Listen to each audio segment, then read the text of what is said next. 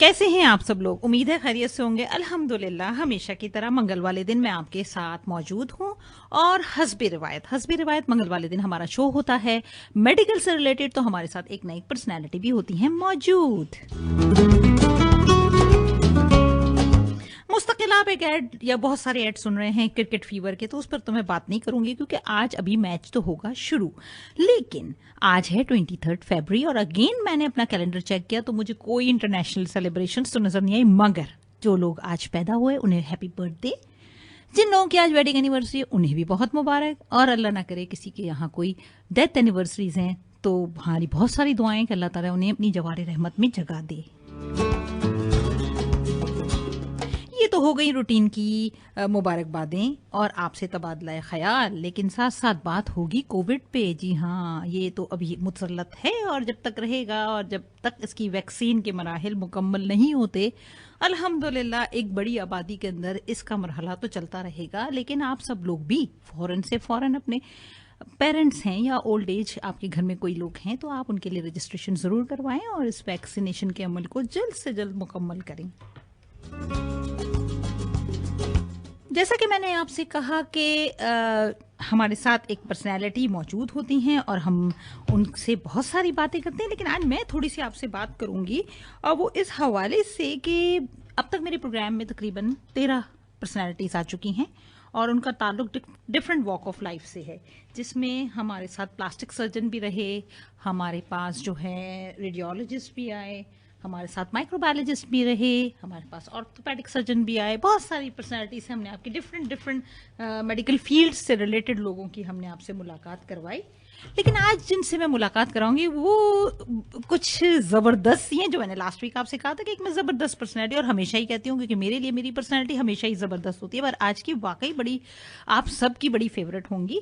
क्योंकि देखें, हमारा जो फेस है वही हमारा फर्स्ट अपीयरेंस होता है, और हमारी ख़वातीन हो या अब तो हजरात भी, कोई भी जो है वो बूढ़ा होना नहीं चाहता, और एजिंग के इस चीज़ को लेके सब बड़े सेंसिटिव हैं और हर कोई डर्माटोलॉजिस्ट के पास जा रहा होता है, कभी डर्मा डॉक्टर के पास जा रहे होते हैं, कभी डर्मा सर्जन के पास जा रहे होते हैं, और कोई ना कोई कुछ ना किसी की इस चीज़ में लगा हुआ होता है कि कहीं से भी मैं जो है वो 18, 20, 25 साल से ऊपर नज़र ना हूँ।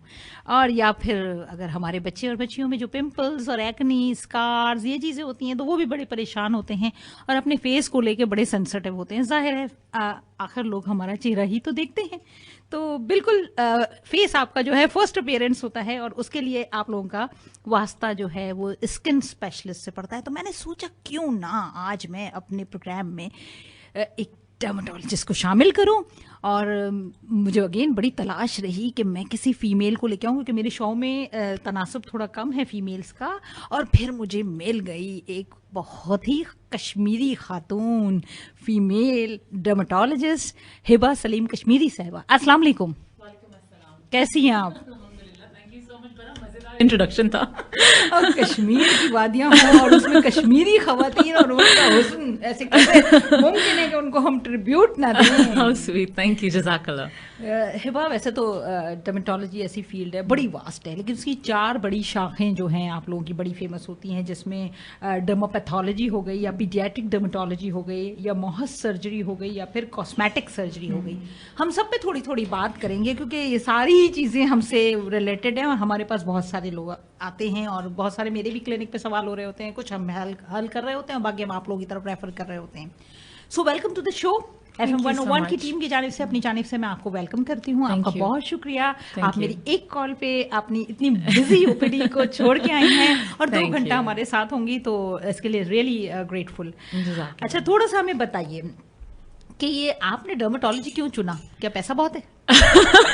नहीं, असल में पता क्या, बचपन में हमने हमेशा देखा मेरे पापा के जो गैदरिंग्स होती थी तो उनमें से एक पॉलिटिकल गैदरिंग होती थी, एक डॉक्टर्स की गैदरिंग होती थी। तो उसमें डॉक्टर्स की जो गैदरिंग होती थी उसमें मेरे पापा के एक फ्रेंड थे जो कि डर्मेटोलॉजिस्ट थे बैक इन दुबई। तो मैं हमेशा सोचती थी ओ माई गॉड, मतलब मैं I don't know why I took inspiration from him. बहरहाल जब मैं पाकिस्तान मूव हुई, मैंने मेडिसिन में गई, मैं डॉक्टर बनने के लिए, तो मेरा फर्स्ट चॉइस था टू बिकम अ सर्जन। अच्छा। लेकिन सर्जन, गुड सर्जन बनने के लिए you need to put back a lot of other things in life like marriage and kids. तो जब मेरी शादी हुई और मेरे बच्चे पैदा हो गए, I was like I cannot become a surgeon. I'll have to go for something which is purely clinical. तो फिर मैंने डर्मेटोलॉजी में वापस मेरा रुझान डर्मेटोलॉजी की तरफ गया and then here I am. अच्छा, तो यूं डाइवर्टिंग तरीके से आप आई। अच्छा, ये बताइए कि आपके पास क्लिनिक में सबसे ज्यादा पेशेंट कौन से आते हैं? किस मसले से, किस प्रॉब्लम के से रिलेटेड होते हैं और किस एज फैक्टर के होते हैं? अच्छा, एज फैक्टर तो अप अंटिल मोस्टली एवरेज अगर मैं आपको बताऊं तो अप अंटिल 45-50 ईयर्स के आ रहे होते हैं, रेंजिंग फ्रॉम 16 साल से लेके 45-50। ऑब्वियसली छोटे बच्चे भी आते हैं जिनको रैश निकली हुई है, या उससे भी एल्डरलीज आते हैं जिनको डायबिटीज रिलेटेड या एज रिलेटेड इश्यूज हो रहे हैं। मोस्टली मेरे पास 16 से लेके 45-50 तक के लोग आते हैं जिनको मोस्टली या तो एक्नी का इशू होता है या हेयर फॉल का इशू होता है, या तो टुवर्ड्स एजिंग स्किन जब शुरू हो जाती है तो उसमें फिर एंटी एजिंग ट्रीटमेंट्स के हवाले से लोग आ रहे होते हैं। अच्छा, मैंने बात की थी फेस की, तो डेफिनेटली हेयर्स तो बड़ा मैटर करते हैं और हेयर पे भी बड़े लोग सेंसिटिव होते हैं बहुत। और आजकल एलोपेशिया और दूसरी चीजें और हेयर फॉल आजकल तो कुछ ज्यादा ही सडन इंसर्ज हुआ है। केमिकल की तरफ ज्यादा चले गए ना। एक तो डाई सबसे बड़ा केमिकल, फिर हम स्ट्रीकिंग कराते हैं, हम रिबॉन्डिंग कराते हैं, इस किस्म के प्रोसीजर्स जो होते हैं हेयर के साथ वो जुल्म करते हैं हम। खुद मैं भी करती हूँ। बिल्कुल, हीट के साथ भी वो जो blow dry and straighteners and curlers. सही, लेकिन अच्छा लगता है obviously. It's either this or that. अच्छा, मसला ये ना कि इंसान किसी हाल में खुश नहीं रहता। वो जो कहा गया है वो बिल्कुल सही कहा गया, क्योंकि अगर हमें अल्लाह ताला ने कर्ली बाल दिए हैं तो हम यकीनन वो हमारे लिए बेहतर होंगे, बट नहीं, हमें तो स्ट्रेट करवाने हैं और सबको स्ट्रेट करा के खुले रखने हैं। ये मार रहा होता है और कोई चीज़ नहीं है। अच्छा, ये बताइए कि ये, अच्छा चले हम यहाँ से शुरू करते हैं कि जो टीनेजर्स में और फिर जो ग्रोइंग और फिर अक्सर शादी के बाद भी हमें देखने को मिलता है कि एक्नीज हो रही होती हैं। क्यों होती हैं? एक्नी का बेसिकली क्यों होती है उसके तो पूरे 4 एक क्राइटेरिया बना हुआ है कि अगर ये 4 चीजें हो जाती हैं, 4 स्टेप्स होती हैं बेसिकली, जिसमें क्लॉगिंग ऑफ द पोर्स हो जाता है, उसमें बैक्टीरियल इन्फेक्शन हो जाता है, इन्फ्लेमेशन हो जाता है, और फिर उसके बाद एक्नी ब्रेकआउट कर जाता है। तो ये तो 4 स्टेप्स जिसके अंदर अगर ऑयली स्किन ज्यादा होगी उसका पोर क्लॉग होने के ज्यादा चांसेस होंगे, और वो बैक्टीरिया तो ऑलरेडी बैठा हुआ तो है ही हमारे स्किन के ऊपर। प्रोपाइनिक बैक्टीरियम एक्निस जो है, जो एक्नी कॉज करता है, ये बैठा हुआ तो है ही, लेकिन उसको एक अगर फील्ड मिल रहा है जिसमें क्लॉग्ड पोर मिल गया तो उसके अंदर फिर वो अपनी कॉलोनाइजेशन करना शुरू कर देता है, तो एक्नी हो जाती है। बिल्कुल, और एक्नी का है भी है कि 2 पीक होती है एज रेंज में, 2 पीक्स निकलती हैं। The first peak is from puberty जहाँ स्टार्ट होती है अप अंटिल 25, और उसके बाद फिर से आती है एडल्ट एक्नी के तौर पे 30s के बाद। सो प्यूबर्टल एक्नी जिसको हो रही है, जरूरी नहीं है कि उसको एडल्ट एक्नी भी निकलेगी, लेकिन ये भी जरूरी नहीं है कि अगर आपको प्यूबर्टी पे नहीं हुआ तो आपको एडल्ट लाइफ में नहीं निकले। जरूरी नहीं है कि शादी के बाद या कुछ एक मैक्सिमम मैच्योरेंस के बाद जाके हमें लोगों के फेस पे एक्नी नजर आनी, वो एडल्ट एक्नी हो जाती है। दूसरा हार्मोनल इन्फ्लुएंस भी बहुत होता है, ज्यादा होता है। अच्छा, एक चीज और भी हमने बहुत नोट की है कि बैकनी भी बहुत ज्यादा हमें नजर आती है, और फिर वो हिप तक जा रही होती है, उसकी क्या वजह होती है? वजह सेम ही है। ऑब्वियसली अगर आपका बैक ज्यादा ऑयली, आपका जिस्म ज्यादा ऑयली, और आप उसको सही तरह से नहाते वक्त सही तरह से वॉश ऑफ भी नहीं कर रहे हो, या अगर वॉश ऑफ कर रहे हो तो आप उसका जो एक मॉइस्चराइज्ड जो एक मॉइस्चर बैरियर है उसको अगर मेंटेन नहीं कर रहे हो, तो एक्सेसिव ड्राइनेस अगर आप कॉज कर रहे हो तो भी आपका रिबाउंड ऑयल प्रोडक्शन होगा एंड एक्नी कॉज हो सकती है। और ऑयली जिस्म अगर है तो उसमें तो हो ही सकती है, चांसेस ब्राइट होते हैं। अच्छा, ये चलिए, ये तो सारी बातें हो गई हैं। और एक्नी का वाकई ट्रीटमेंट है? हाँ, ऑफ कोर्स, व्हाई नॉट, लेकिन ओवरनाइट ट्रीटमेंट नहीं है। मेरे पास, आई टेल यू समथिंग, जब मैंने अपना करियर स्टार्ट किया था तो उस वक्त तो खैर मैं ज्यादातर पढ़ाई कर रही होती थी। पेशेंट तो ऑब्वियसली इक्का दुक्का, शुरू में तो इक्का दुक्का ही होते हैं। आप क्लिनिक में बैठे हुए पढ़ाई मोस्टली कर रहे होते हो। मेरी अपनी एक क्लास फ्रेंड मेरी पेशेंट बन के आई एंड उसको एक्नी था, एंड वो बेचारी मुझे कहती थी बस जो करना है मेरे ऊपर कर लो, ये एक्नी सही कर लो मेरी। तो उस पर मैंने बहुत सारे एक्सपेरिमेंट्स भी किए, बहुत ज्यादा, लेकिन और करती मैं बिल्कुल ठीक कर रही होती थी। 2 साल फिर भी लग गए उसकी एक्नी को कम्प्लीटली खत्म होने में। अब कल वही फ्रेंड मेरे पास आई हुई थी अपनी अम्मी को लेकर, और वो वहां बैठ के मेरे दूसरे मरीजों को बता रही थी, ये देखिए मेरा चेहरा, मेरे पास बहुत एक्नी हुआ करता था, इन्होंने ठीक किया।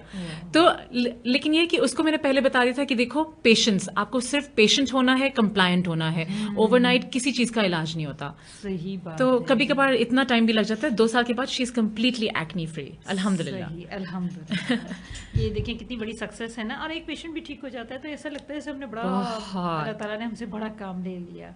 अच्छा, एक्नी के साथ साथ फिर और भी बहुत सारी चीज़ें आ रही होती हैं जो उनकी पैरेलल सिस्टर्स होती हैं या सिबलिंग्स होती हैं, कि ये भी अगर एक्नी हुआ है तो अब ये भी होगा। वो भी थोड़ी डिटेल हमारे लिसनर्स को बताइए, क्योंकि एक्नी ऐसा वाह एक सब्जेक्ट है, जैसे ब्लैक हेड हो गए, फिर वाइट हेड हो गए, फिर फेस और ख़राब हो गया। अच्छा, इसके बाद फिर एक्नी को आपने ज़रा खुजा दिया, जैसे हमारी प्रेजेंटर हुमा जो है तजर्बे करती रहती है अपने फेस पे, तो उसमें जो है निशान भी आ जाते हैं, फिर वो गड़े पड़ जाते हैं, फिर उनको कैसे रिपेयर करें विदाउट सर्जरी, ये भी अच्छा, बताइए। काफी आपने मजेदार एक छेड़ दिया है बात। अच्छा, लेकिन ये है कि देखिए, अब एक्नी जो है ना, हर किस्म की एक्नी का ट्रीटमेंट भी एक नहीं होता। आपने भी बोला black heads is the mildest form of acne है, एक्नी ही, लेकिन इज द माइल्डेस्ट फॉर्म। उसकी ट्रीटमेंट अलग है। फिर उसके बाद आ जाता है थोड़ा और, अगर सिर्फ माइल्ड पे ही रहें तो पैप्युलर, लेकिन उसके यानी कि छोटे छोटे बम्प्स जो कि थोड़े से रेड हो जाते हैं। उसके बाद थोड़ा सा और अगर जिनकी ट्रीटमेंट भी चेंज होनी शुरू हो जाती है, वो है पस्ट्यूल्स, जिसमें पस भी निकल रही होती है, या सिस्ट बनने शुरू हो जाती है स्किन के अंदर, जो मोटे मोटे गरे बन जाते हैं, तकलीफ भी दे रहे होते हैं। फिर नोड्यूल्स भी हो जाते हैं, जिसमें वाकई चेहरे का पूरा जो एक स्मूथनेस होती है वो खराब हो जाती है। फिर इसमें जो है पेशेंट खुद भी थोड़ा निकालने की कोशिश कर रहा होता है। वो जो निकालने में, वो जो आप उसको जख्म को तोड़ रहे होते हो ना एक्नी के, उसके वजह से खड्डे बन जाते हैं। खड्डों के अलावा पिगमेंटेशन तो वैसी हो जाती है, रेड कलर की भी, ब्राउन कलर की भी। अब ये सारी चीजें जब आती हैं तो आपको पेशेंट को देख कर ना, उसके अपने तबीयत को देखते हुए आपको उसको ट्रीटमेंट भी रेकमेंड करना चाहिए। अब जो पिगमेंटेशन वाले हैं, मैं हमेशा बोलती हूँ कि पिगमेंटेशन आपकी तब तक नहीं जाएगी जब तक आप सनब्लॉक नहीं लगाएंगे। हालांकि कितना हटके है ट्रीटमेंट एक्नी से, कितना हटके है सनब्लॉक, लेकिन अगर उसके आपको कॉम्प्लिकेशंस को अवॉइड करनी है तो सनब्लॉक इज अ मस्ट। अच्छा, फिर आपने बात करी खड्डों की, जो खड्डे बन जाते हैं, निशान रह जाते हैं, इन सारों के लिए भी अब खड्डा एक दफा अगर बन गया, इसके लिए प्रिवेंशन वाज मच बेटर, कि अगर आप जख्म को तोड़ते ही ना तो वो खड्डा भी ना बनता। कभी कभार इन्फ्लेमेशन इटसेल्फ भी इतनी सिवियर होती है कि वो आपने उसको हाथ लगाया हुआ नहीं होता, फिर भी खड्डा रह जाता है। अब उस खड्डे को ट्रीट करने के लिए फिर आपको आना पड़ता है टुवर्ड्स इन क्लिनिक प्रोसीजर्स, जिसमें फिर माइक्रो नीडलिंग और केमिकल पील और रेडियो फ्रीक्वेंसी, इस तरह की चीजें आ जाती हैं। अच्छा, तो क्या ये खड्डे डिसअपियर हो जाते हैं? विद टाइम मैंने देखा है, बहुत बेहतर होते हुए भी। बहुत बड़ा अगर खड्डा होगा तो फिर तो ऑब्वियसली आपको शायद थोड़ा सर्जरी की भी तरफ जाना पड़े, कि वो ग्राफ्टिंग हो जाती है।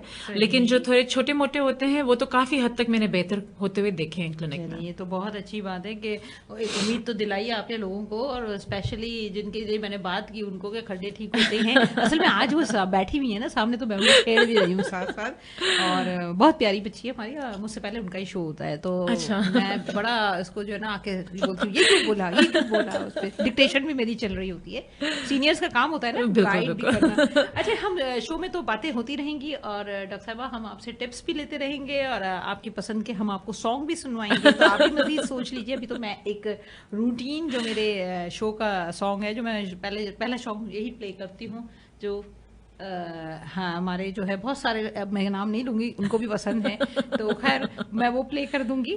लेकिन इसके बाद हम बात करेंगे, और डेफिनेटली हम फंगल इन्फेक्शन और ये सारी चीज़ों को लेके चलेंगे। और अभी 11:30 पे हमारा जो है वो है आपका टाइम चेक। तो इस टाइम चेक के बाद हम सीरियस एक टॉक स्टार्ट करेंगे, और कंटिन्यू हम आपको बातें करवाते रहेंगे, पूछते रहेंगे No आपसे सवाल। लिसनर्स कहीं मत जाइएगा, हमारे साथ मौजूद है डर्मेटोलॉजिस्ट, और आप अपने सवाल हमें भेज सकते हैं। SMS कीजिए 11K स्पेस, अपना मैसेज लिखिए, अपना नाम लिखिए, और ज़रूर लिखिएगा, मुझे अच्छा लगता है आपका नाम कहना, और लोगों को अब मेरे मुंह से अपना नाम कहलवाना भी अच्छा लगता है। और इसे भेज दीजिए 4471 पर। जी हाँ, 4471 पर SMS कीजिए, थोड़ा सा खर्चा कीजिए। अगर नहीं करना तो फेसबुक पर भी हमारा पेज मौजूद है, आप उस पर भी अपना मैसेज छोड़ सकते हैं, अपनी प्रॉब्लम्स पूछ सकते हैं। डॉक्टर साहब हमारे साथ मौजूद हैं, डॉक्टर हिबा सलीम कश्मीरी। मैंने आपको पहले ही बताया डॉक्टर बड़ी हसीन है, और इसका तस्वीर जो है वो मेरे फेसबुक के पेज पे भी लगी हुई है, लेकिन आज तो माशाल्लाह बहुत प्यारी लग रही है। Thank you so much doctor साहब, आप हमारे साथ मौजूद हैं। सुने एक सॉन्ग, एंजॉय करें, और उसके बाद वापस आते हैं। कहीं मत जाइएगा, हमारे साथ रहेगा। प्रोग्राम है स्वीट होम शो।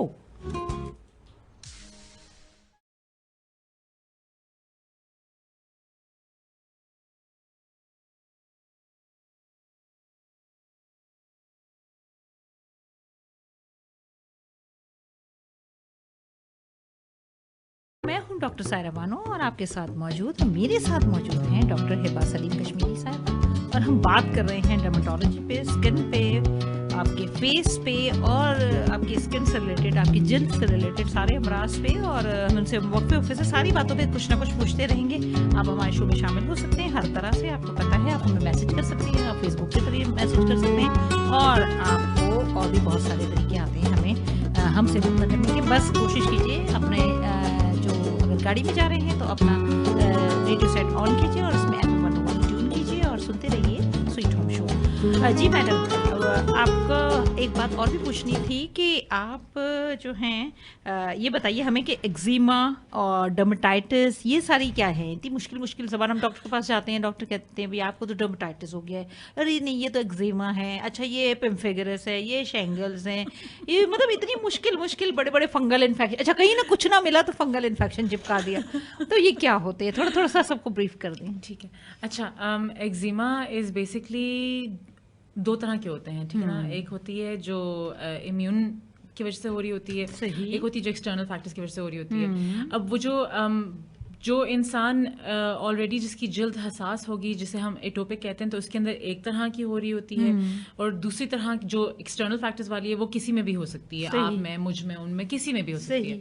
तो अब एक्जिमा के अंदर भी बहुत सारे हैं, मतलब 11 तो सिर्फ वो हैं जो कि एक एटोपिक इंसान के अंदर हो सकते हैं, जिसमें पी एल्बा भी आ जाता है। पी एल्बा से मैं शुरू करी हूँ because it's the mildest form, जो यूजुअली बच्चों को हो जाता है विंटर सीजन में। सबसे ज्यादा चेहरे के ऊपर व्हाइट निशान आया हुआ होता है। लोग अक्सर समझते हैं कि शायद वो कैल्शियम की डेफिशिएंसी है, लेकिन it's not that, it is an eczema.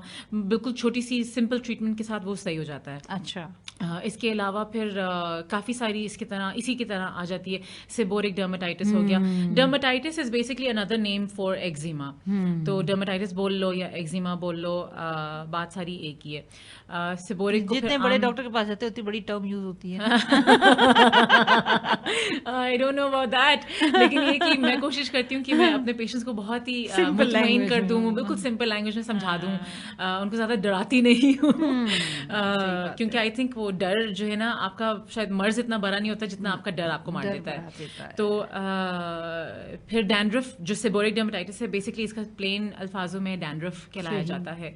तो डैंड्रफ तो खैर तकरीबन हर एक को हो ही डैंड्रफ तो सबको इसलिए अच्छे तरीके से पता है कि इतने ऐड चलते हैं और इतने उल्टे सीधे ऐड चल रहे होते हैं डैंड्रफ के, और डैंड्रफ की वजह से इतना हेजिटेशन दिखाया जाता है, हालांकि चाहे तो ये बड़ा माइल्ड तरीके से कवर हो सकता है। बिल्कुल। अब डैंड्रफ फिर ऊपर से ये भी है कि लोगों को लगता है डैंड्रफ सिर्फ वो है जो सर के अंदर है, तो जिस्म के ऊपर कुछ भी अगर डैंड्रफ की तरह आ जाता है वो घबरा जाते हैं। डैंड्रफ तो आपके पलकों में भी आ सकता है, आपके आईब्रोज में भी आ सकता है, आपकी नाक के इर्द गिर्द जो जगह है ना, जो जहाँ नाक से आपकी स्किन अटैच हो रही है, वहां भी आ सकता है। डैंड्रफ आपकी बगलों में आ सकता है, आपके चेस्ट में आ सकता है, आपके ग्रोइन में आ सकता है, और ये लोगों को पता नहीं होता है। तो इतने घबरा कर आते हैं, बोलते हैं वो तो पता नहीं सेबोरिक डर्मेटाइटिस बोल रहा था दूसरा डॉक्टर, ये हमें तो कुछ समझ में नहीं आ रहा। Actually it is seborrhoeic dermatitis, लेकिन वो आपको क्योंकि शायद एक तो बात है कि लैक ऑफ अवेयरनेस, दूसरा कि कोई एक इंसान डरा देता है कोई ना कोई अल्फाज इस्तेमाल करके। तो डैंड्रफ ये फिर हम घरेलू टोटके भी तो बहुत इस्तेमाल करते हैं, और वो घरेलू टोटके जो है ना बहुत खराब भी कर देते हैं। यूजुअली लोग नीम का पता नहीं क्या लगा रहे होते हैं, या फिर लाइफ बॉय के ऊपर आ जाते हैं, सोप्स बहुत ज्यादा यूज कर रहे होते हैं, एंटीबैक्टीरियल सोप्स बहुत यूज कर रहे होते हैं। वो एंटीबैक्टीरियल जो उनको मजीद जो है ना स्किन को वो कर देता है, खराब करता है, ड्राई कर देता है, और वो हार्श कर देता है। बहुत सारे सोप्स मैंने भी ऐसे देखे हैं कि हम उनको परहेज के तौर पे इस्तेमाल कर रहे होते हैं कि आप हाथ धोते हैं, लेकिन डेफिनेटली वो बहुत असल में ओवर यूज कर लेते हैं ना। आप एक दफा यूज कर लो वो बात सही है। हर सोप हर चीज हर स्किन के लिए भी नहीं होती। Exactly. अब मेरी कजन को उससे ठीक हुआ तो मेरा फर्ज है कि मैं पहले वो लेके ट्राई करूँ। बिल्कुल। ये चीज भी बड़ा मैटर करती है हमारे यहाँ। अच्छा, एक चीज बड़ी कॉमन हमारे यहाँ बीमारी या कहा जाए या प्रॉब्लम कहा जाए, दैट इज हर्पीज जोस्टर। ये बहुत कॉमन है, हर्पीज होते हैं, ये क्या होते हैं? ओके, हर्पीज जोस्टर बेसिकली अगर बचपन में आपको चिकन पॉक्स हुआ है तो आगे जाके आपको हर्पीज जोस्टर के होने के भी चांसेस हो जाते हैं। अच्छा। क्योंकि दोनों का वायरस एक ही है, VZV कहलाता है वायरस, वायरसला जोस्टर वायरस। बचपन में जिसको चिकन पॉक्स हुआ है उसके जिस्म के अंदर अब ये वायरस बैठा हुआ है, वेट कर रहा है कि हमें किसी चीज से, किसी स्ट्रेस से, किसी ट्रॉमा से फेवरेबल कंडीशन मिले तो हम ब्रेकआउट करेंगे। अब वो ब्रेकआउट किस तरह से करता है कि या तो वो एक कमर के पीछे से लेके ये पूरा जो एक डर्माटोमल तरीके से आता है, एक एरिया को इन्वॉल्व करता है, जरूरी नहीं कि वो पूरे जिस्म पे आए। पूरे जिस्म पे अगर पैचेस की फॉर्म में बेसिकली वो ब्लिस्टर्स निकलते हैं, आपको वेसिकल्स निकलते हैं, आपको बहुत पेनफुल होता है, very और वो डायग्नोसिस ही आपके पेन के बेसिस पे की जाती है। और फिर कुछ लोगों को जो है टांग ये ग्रोइन से लेके टांग तक आ रहा होता है पेन, और डर्माटोमल पैटर्न में आता है तो उसमें सबसे पहले आपको पेन आ सकता है या आपको वो वेसिकल्स निकल सकते हैं। अच्छा। तो बेसिकली लोगों को पेन ज्यादा तकलीफ दे रही होती है, वो वेसिकल्स इतना तकलीफ नहीं दे रहे होते लोगों को। सही। अच्छा, मेरे पास एक क्वेश्चन है और ये पूछा है नुमान अमीन ने, और ये पूछ रहे हैं कि कोलेजन क्या होता है? कोलेजन इज बेसिकली एक इंग्रेडिएंट होता है इनसाइड द स्किन। तो कोलेजन जो है विद एज जो है ना डिक्रीज करना शुरू कर देता है। अच्छा, तो जिसकी वजह से ये सारे हमारी जो एजिंग फैक्टर्स नजर आते हैं स्किन पे, one of the reasons, yes. अच्छा, तो फिर उसको कवर कैसे करें? इसका मतलब है नोमान की उम्र इतनी हो गई है। नोमान आप भले आइएगा क्लिनिक में, आपको ट्रीट करेंगे। बेसिकली इसके लिए तो सप्लीमेंटल ड्रिंक्स भी आ गए हैं आजकल, टैबलेट्स आ गए हैं बहुत अच्छे अच्छे किस्म के, जो कि मेरीन कोलेजन यूज कर रहे होते हैं, फिश से डिराइव किए हुए। और omega 3 is a source. Omega 3 is basically fatty acid, लेकिन फैटी एसिड इज ब्रिलियंट क्योंकि वो स्किन की जो बैरियर फंक्शन है ना उसको मेंटेन करती है, और उस वजह से स्किन सपल रहती है। अच्छा। तो इवन हम एटोपिक जो जिनकी जल्द हसास होती है उनमें भी हम कहते हैं कि आप फैटी एसिड्स का इंक्रीज कर दें यूज, जिसमें फिर आप या तो फूड्स के जरिए से इंक्रीज करें, लाइक गुड फैट्स इस्तेमाल करके, जिसमें एवोकाडो आ गया, वरना आप सप्लीमेंट्स के तौर पे यूज कर लें। अच्छा अच्छा अच्छा, चलिए ये भी अच्छी बात पता चल गई। और कोलेजन का भी आपने बता दिया कि हमारी स्किन को मेंटेन रखने में उनका बड़ा रोल प्ले होता है। अच्छा, एक चीज़ और आई है यहाँ पे, सवाल एक और भी है, फहमीदा साहिबा ने पूछा है, और वो ये पूछ रही हैं कि ये जो नेल्स में अक्सर फंगल इन्फेक्शन हो जाता है, कोई हम बर्तन धो रहे हैं बहुत ज़्यादा, घरेलू खवातीन का मसला ये ज़्यादा होता है, हर ही जगह मिलता है हमें तो ये, लेकिन फीमेल्स उनका जिनका डिटर्जेंट का इस्तेमाल हो हाथों में, तो वहाँ हमें फंगल इन्फेक्शन नेल में बहुत ज़्यादा मिलता है। उसकी क्या वजह होती है? बेसिकली आप उसको, वही वाली बात हो गई ना कि आप फेवरेबल कंडीशन एक मिल रहा है फंगस को, और आपका अगर हाथ मुस्तकिल पानी में है, डिटर्जेंट में है, इवन के पाँव भी, यूजुअली लोग अगर बैठ के कपड़े धो रहे होते हैं तो उनके पाँव के ऊपर भी पानी लग रहा होता है, मुस्तकिल इतना ज्यादा लग रहा होता है कि उसमें फेवरेबल कंडीशन पैदा हो जाती है, उसमें फंगल इन्फेक्शन हो ही जाता है। अब फंगल इन्फेक्शन आपको अगर हो गया, उसके बाद आप अगर एहतियात नहीं कर रहे हो तो फंगल इन्फेक्शन तो बढ़ता जाएगा। या अगर आप ट्रीटमेंट भी ले रहे हो और आप फिर भी एहतियात नहीं कर रहे हो, तो वो आप ट्रीटमेंट एंड बदएहतियाती दोनों क्लैश कर जाता है, तो वो आपका बेहतर ही नहीं होता है। तो अमूमन तौर पे मैं लोगों को बोलती हूँ कि आप कुछ टाइम के लिए बर्तन धोना, कपड़े धोना छोड़ दें, आप अपना हाथ को गीला रखना छोड़ दें, पाँव को गीला रखना छोड़ दें, और ये ट्रीटमेंट इस्तेमाल करें, बेहतर हो जाएगा। अच्छा। लेकिन वो ये असल में वो ये ना कि हम बहुत ज्यादा जो खवातीन जो घर पे होती हैं, जो घर को लुक आफ्टर कर रही होती हैं, फिर वो नहीं पसंद करती किसी और का काम, वो खुद काम करने प्रेफर करती हैं, उसमें फिर बदएहतियाती हो जाती है कि वो पानी में हाथ बार बार डल रहा होता है। इसके लिए बहुत जरूरी है कि आप थोड़ा ग्लव्स इस्तेमाल करें, कुछ अरसे अपने आप को बचाएं। हाँ, ग्लव्स को भी इस्तेमाल करने का तरीका है। अगर आप सिर्फ रबर ग्लव्स पहनेंगे तो पानी आपके बाजू पे जाके वापस आपके हाथ के अंदर चला जाता है, तो उसमें ये कि आप अंदर पहले कॉटन का ग्लव पहने, उसके ऊपर आप रबर ग्लव पहने, तो यूं आपका हाथ ड्राई भी रहेगा और आपका काम भी हो जाएगा। That's very good. देखें कितना अच्छा टिप बताया, आखिर को हाउसवाइफ भी है ना, इसलिए। अच्छा, सोराइसिस भी बड़ी कॉमन टर्म हमारे यहाँ यूज होती है और बहुत ज्यादा लोग इससे सफर कर रहे होते हैं। बेसिक क्या चीज होती है psoriasis? Psoriasis is basically auto immune एक कंडीशन है जिसके मल्टीफैक्टोरियल उसकी फैक्टर्स हो जाते हैं कि और है भी बहुत डिफरेंट किस्म की। आपको बालों में भी आ सकता है, आपको चेहरे पे भी आ सकता है, आपको बहुत ज़्यादा प्लाक, मोटे मोटे प्लाक्स भी आ सकते हैं, आपको बगलों के अंदर आ सकता है, या आपको इवन एक्सटेंसर सर्फेसिस में भी आ सकता है। और ये इसका क्लासिकल साइट है एक्सटेंसर सर्फेसिस, जैसे कि नीज हो गया, एल्बोज हो गए, नेप ऑफ द नेक हो गया, एंड सेक्रम रीजन हो गया। सही। लेकिन आ तो ये बगलों में भी सकता है, उसको फिर इनवर्स सोराइसिस इनवर्सिस कहते हैं। अब आ क्यों जाता है? अब ऑटो इम्यून कंडीशन है, ऑटो इम्यून फिर अगेन हम किसी को पिन पॉइंट नहीं कर सकते कि किस में आ सकता है, तो which is why it's an auto immune condition, कि वो अगर उसमें आ गया तो इसका रीजन ये है कि वो ऑटो इम्यून है। सही। कुछ लोगों का बहुत माइल्ड किस्म का होता है, कुछ लोगों का काफी ज्यादा हद तक भी पहुंच जाता है, जिसमें फिर जिनके माइल्ड होता है उसको तो चलो आपने ट्रीटमेंट दे दिया, टॉपिकल लगाने के लिए दे दिया, उसका माइल्ड फॉर्म जो है काफी बेहतर भी हो जाता है। लेकिन जिनका ज्यादा सिवियर हो जाता है उसमें से फिर उनको मजीद कॉम्प्लिकेशंस भी हो रही होती हैं कि जो थिक प्लाक जो मोटा मोटा प्लाक बनता है जिस्म के ऊपर, सोराइसिस का जो प्लाक होता है, उसमें फिर केराटिन, प्रोटीन, आयरन ये सब लॉस हो रहा होता है, जो उसकी वजह से आपको एनीमिया भी हो रहा होता है। ओके। इसकी वजह से तो फिर आपको एनीमिया का भी कवर देना पड़ता है कि उस बंदे को फिर एनीमिया ना मजीद हो जाए। तो लेकिन ये है कि जिनको फिर ज्यादा, अब आजकल तो ये भी निकले हैं कि बायोलॉजिक्स के भी ट्रीटमेंट्स चल रहे हैं अब आजकल।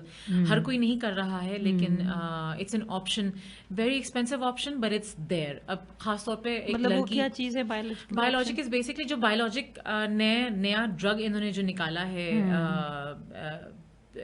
इन्फ्लिक्सिमैब और इस तरह से, जो मोनोक्लोनल एंटीबॉडीज बेसिकली हैं। ओके। अब इनका जो है ये कैंडिडेट्स मेरे नजरों में, मैं समझती हूँ कि कैंडिडेट्स बेहतर वो हैं जिनके चेहरे पे आ गया या जिनकी लाइफ इफेक्ट हो रही है। ओके। यू नो, जिनके चेहरे पे आ गया, खासतौर पे वो मेन या वुमेन जिन लोगों को पता है कि हाँ यू नो ये चेहरे पे आ गया, मेरा वर्क नेचर ऐसा है, मेरी शादी पे इफेक्ट हो सकता है। तो बेहतर कैंडिडेट्स वो हैं, या वो लोग जिनकी लाइफ कंप्लीटली इफेक्ट हो रही है, उनका डेली काम जो उनको करना होता है, एक्टिविटीज, वो इफेक्ट हो रहा है। अच्छा अच्छा। तो it's an option, it's a very expensive option, लेकिन है। अच्छा, ये पाकिस्तान में भी हो रहा है? शुरू हो चुका है, पिछले साल से शुरू हो चुका है। अच्छा अच्छा। तो इसके साइड इफेक्ट्स कुछ होंगे?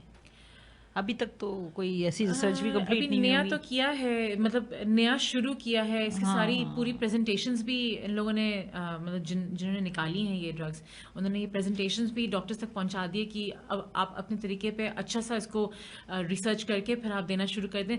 साइड इफेक्ट्स तो बहुत सारी चीज़ों में वैसे भी होती हैं, आपको मॉनिटर करना पड़ता है फिर। सही बात है। अच्छा, ऑटो इम्यून डिजीज में हम बात करें तो सबसे ज्यादा जो टॉप ग्रेड मेरा मुझे लगता है, क्योंकि मेरे पास भी पेशेंट आते हैं, दैट इज विटिलिगो। ये बहुत ज्यादा है। इसका कुछ बताइए, क्योंकि हमारी वो बच्चियां जो बिल्कुल अभी टीनेज में होती हैं या उससे भी छोटी होती हैं, और कभी एक आध निशान मुंह पे आ जाए तो फिर वो सारे खानदान में फैल जाता है। हालांकि वो होता है विटिलिगो, लेकिन उसको फिर कोड से और पता नहीं कहाँ कहाँ से रिलेट करके 4 फादर्स को चेक किया जाता है, और फिर ये कहा जाता है कि आगे नस्लों में भी ट्रांसफर होगा, तो इनका शादी या मैरिटल लाइफ भी बड़ी डिस्टर्ब होती है, मन रिश्ते में बड़ा मसला होता है किसी बच्चे या बच्ची को हो तो व्हाट इज विटिलिगो? ओके, सबसे पहले तो मैं ये बताना चाहूंगी, before telling the definition of vitiligo, मैं ये बताना चाहूंगी लोगों को कि विटिलिगो मछली के ऊपर दूध पीने से नहीं होता गुड़ खाने से नहीं होता। ये it's nothing to do with मछली एंड दूध। हाँ। क्योंकि हर कोई आके फिर अपनी तरीके से बोलता है वो हमने ना 2 हफ्ते पहले मछली खाई थी, उसके बाद दूध पी थी, या मेरी बच्ची ने मछली खा के दूध पिया था। ये एक मिसकॉन्सेप्ट है, एंड इट्स बेटर लोगों को ये बात पता चल जाए, बिकॉज फिर उस लिहाज से ना लोग मछली भी नहीं खाते ना दूध पीते हैं, और दोनों बेहतरीन चीजों से महरूम हो जाते हैं। बिल्कुल। So basically vitiligo again auto immune condition है। कभी कभार ऐसा होता है कि सेल खुद ही अपने जो हमारी बॉडी पूरी सेल से बनी हुई है, राइट? बिल्कुल। तो सेल जो है खुद ही अपना जो पिगमेंट है उसको खाना शुरू कर देता है, या कभी कभार न्यूरॉन्स की भी वजह से जहाँ पर नर्व एंडिंग्स होती हैं वहां पर पिगमेंट का लॉस होने शुरू हो जाता है, या कभी कभार मिसलेनियस तरीके से भी हो रहा होता है। लेकिन ये है कि इसमें जो ना इसका इलाज का ये जरिया होता है कि एक तो आप जो हो गया है उसको आप रोकने की कोशिश करो बाय गिविंग ट्रीटमेंट्स जो कि इम्यूनिटी डिक्रीज करेगी, इम्यूनोसप्रेसेंट्स देके, लाइक स्टेरॉइड्स हो गया या एक्जिमस हो गया, टैक्रोलिमस। और दूसरा कि आप उसको सनब्लॉक दें ताकि वो मजीद मजीद भरे ना। सनब्लॉक दें तो वो धूप से थोड़ा सा बचा रहेगा। बिल्कुल। और आप इनको ओरल भी आप इनको इम्यूनोसप्रेसेंट्स दे सकते हैं ताकि वो मजीद ना हो। अच्छा, ये भी एक है कि अच्छा ये है टोटली ये डिसअपियर होता है? क्योंकि अक्सर डॉक्टर्स के पास तो जाएं तो ये कह देते हैं कि विटिलिगो है, मतलब ये डिसअपियर नहीं हो सकता। नहीं, देखिए दोनों सूरत हाल है, बेहतर भी हो जाता है, कुछ लोगों का बेहतर हो जाता है कंप्लीटली। ऐसी भी पेशेंट थी जिनके मेरे पास जिनके फेस पे था और फेस उनका पूरा कवर हो गया, उनका कलर पूरा रिट्रीव हो गया, उनके सिर्फ बाकी हिस्सों में, बॉडी के बाकी हिस्सों में थोड़ा सा रह गया, सही। जो कि अब रेजिस्टेंट है, अब नहीं जा रहा। अच्छा। तो ऐसा भी होता है, कुछ लोगों का होता है कि उनका अगर हो गया तो अब उसके बाद वो बेहतर होने का नाम नहीं ले रहा। कुछ लोगों का वाकई, मेरे ससुराल में भी 2 बच्चियां हैं जिनको था, तो उनकी अम्मा मेरे पास लेकर आई थी, तो एक का तो काफी हद तक बेहतर हो गया, दूसरी का थोड़ा सा रेजिस्टेंट है। तो विटिलिगो का अपना एक दिमाग है, अपनी एक मर्जी, हालांकि उन दोनों बच्चियों को सेम ट्रीटमेंट में दे रही थी। बताइए। लेकिन वो ये एक पे ज्यादा अच्छा सा काम कर गया, एक पे अच्छा, नहीं ऐसा कर होता है कि कुछ अरसे ट्रीटमेंट हुआ, सब कुछ ठीक हो गया, इसके बाद रिवर्ट होके आता है? हो भी सकता है, because since it is auto immune, तो जहां पर भी आपका इम्यून सिस्टम फौरन से ज्यादा हाइपर एक्टिव होना शुरू हो जाएगा, तो वो कुछ ना कुछ ट्रिगर रिवर्ट हो सकता है, बिल्कुल। ट्रिगर कर सकता है। अच्छा, ये भी बताइएगा इसके साथ साथ कि आप या क्या इसको हम कोड से कनेक्ट तो नहीं कर सकते? दैट इज जजाम, जो लेप्रोसी एग्जैक्टली। अच्छा देखिए, अच्छा, वेरी गुड क्वेश्चन। हम लोग को सिखाया जाता था जब हम लोग पढ़ रहे होते थे ना, कि आपको डिफरेंशिएट करने में एक वुड्स लैम्प कहलाता है ना, जो ब्लैक लाइट, यूवी लाइट होती है, तो उसके जरिए से आप थोड़ा सा आपको महसूस हो जाता है आपको, लेकिन you need to train your eyes as well. Vitiligo का खास तौर पे एक डिस्टिंक्ट कलर आता है, और अगर वो डिस्टिंक्ट कलर नहीं आ रहा है तो आपके दिमाग में आप लेप्रेसी का भी बिठा सकते हो, लेकिन फिर लेप्रेसी के बहुत सारे डिफरेंट हिस्ट्री में आप ऐसे सवाल जवाब पूछ सकते हो कि था कब से आया हुआ है, भर तो नहीं रहा है, और कितना बड़ा साइज, जब से आया इतना बड़ा साइज है, इसमें आपको सेंसेशन महसूस हो रही है या नहीं हो रही है। तो इन बेसिस पे ना आप डिफरेंशिएट कर सकते हो। फिर अगर आपको इतना ज़्यादा लग रहा है कि नहीं ये तो शायद हो सकता है लेप्रेसी हो, तो फिर आप उसको लेप्रेसी की तरफ थोड़ा सा ट्रीट करना शुरू कर दें। ये कि अगर आपको महसूस तो हो ही जाता है ट्रीटमेंट के हवाले से कि ये लेप्रेसी था या ये विटिलिगो था। मोस्टली केसेस क्या होते हैं, विटिलिगो के होते हैं या लेप्रेसी के होते हैं? विटिलिगो के मोस्टली होते हैं, लेकिन लेप्रेसी के अनडायग्नोज चले जाते हैं कभी, है ना? मतलब मेरे इसमें अभी तक मैंने लेप्रेसी के शायद 2 या 3 केसेस देखे थे, वो भी मेरी गवर्नमेंट जॉब में। मेरे अपने क्लिनिक पे अभी तक कोई लेप्रेसी का नहीं आया है। ओके। तो लेकिन ये कि लेप्रेसी इज समथिंग जो कि अक्सर जो है ना काफी। Leprosy is also autoimmune? Leprosy is basically या ट्रांसमिटेड डिजीज है? नहीं, ट्रांसमिटेड तो नहीं है खैर, लेकिन ऑटोइम्यून नहीं है। अच्छा, ऑटोइम्यून नहीं है। चलिए, उसके अपने एक रीज़न है, वो भी एक बड़ा सब्जेक्ट है, उसको हम डिस्कस करेंगे आगे। लेकिन यहाँ हम बात कर लें थोड़ी सी वार्ड्स की। मेरे पास एक और क्वेश्चन आया है, और वो साहब ये पूछ रहे हैं, उन्होंने नाम नहीं लिखा इसलिए मैं साहब ही कहूँगी, या साहिबा हैं, वो ये पूछ रहे हैं कि वार्ड्स अक्सर हमें नज़र आते हैं डिफरेंट जगहों पे, स्पेशली जो है वो एनल रीजन पे भी हमें वार्ड्स मिलते हैं। तो ये वार्ड्स होते क्यों हैं, मस्से क्यों लटकते हैं? Warts basically is because of a virus, ठीक है, ह्यूमन पैपिलोमा वायरस की वजह से होता है, HPV।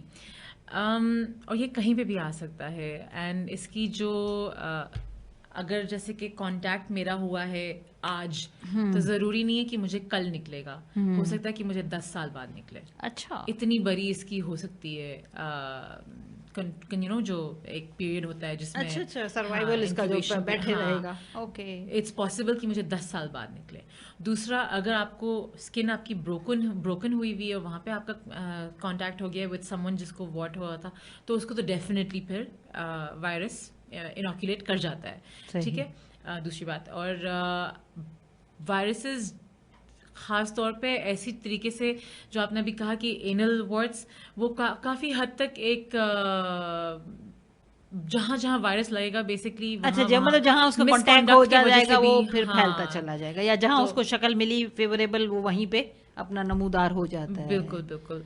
और फिर ये कि एक दफ़ा हो गया तो उसको कॉटरी करनी पड़ती है। ये बहुत सारे अलग किस्म के होते हैं बर्न, बेसिकली आप कर लो उसको, केमिकल बर्न कर लो, या आप इलेक्ट्रिक बर्न कर लो उसको, या आप इसको फ्रीज करके उतरवा दो, लेकिन रिकर करते रहते हैं ये। अच्छा, एक वो जो टेक्निक है ना, घोड़े का बाल बांध दिया जाता है। I don't know about that. घोड़े का बाल मैंने सुना बहुत है, लेकिन मतलब एक्सपीरियंस मैंने भी सुना है। अक्सर पेशेंट, अल्लाह जी घोड़े का बाल बांधा लेकिन ये तो गिर ही नहीं रहा। अरे भाई, इन्फेक्शन हो जाएगा, गिरेगा भी तो भी वो जख्म तो छोड़ेगा, इन्फ्लेम करेगा।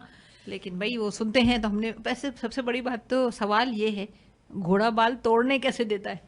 हाँ, नहीं लगा, कभी नहीं सोचा। लात नहीं लगाता वो, कभी नहीं सोचा, वो तो टांग मारता होगा उल्टा करके। बड़ा डेंजरस है, पता है ये। चले, ये तो बड़ा एक मिस्ट्री है, अगर जिन्होंने भी ये काम किया हुआ है घोड़े के साथ तो फिर बहुत बड़ा दिल है उनका। बड़ी हिम्मत है भाई, ये घोड़े से भी मजाक कर लेते हैं लोग। हाँ, तो सर यहाँ बातें हो रही हैं और मैडम माशाल्लाह जो है ना वो बहुत ज़्यादा हंसमुख और अच्छी नेचर की हैं। वो इतने हंसते मुस्कुराते सारी चीज़ें बता रही हैं कि हमें तो लग ही नहीं रहा कि डर्मेटाइटिस के इश्यूज़ या डर्मेटोलॉजी से रिलेटेड जो है इश्यूज़ इतने सीरियस होते हैं और हमें इतना परेशान होना चाहिए। और हकीकत में जो चीज़ अल्लाह की तरफ से आपको हुई है उस पर कनात कीजिए, अल्लाह का शुक्र कीजिए कि अल्लाह ताला ने सिर्फ इसी से आपको गुजार दिया। हो सकता है इससे बड़ी कोई चीज़ होती और इससे बड़ी बड़ी भी चीज़ें हैं। प्रोग्राम हमारा कंटिन्यू है, अभी हमारे पास 1 घंटा मौजूद है और हम बहुत बड़े बड़े इशूज़ पर भी बात करेंगे।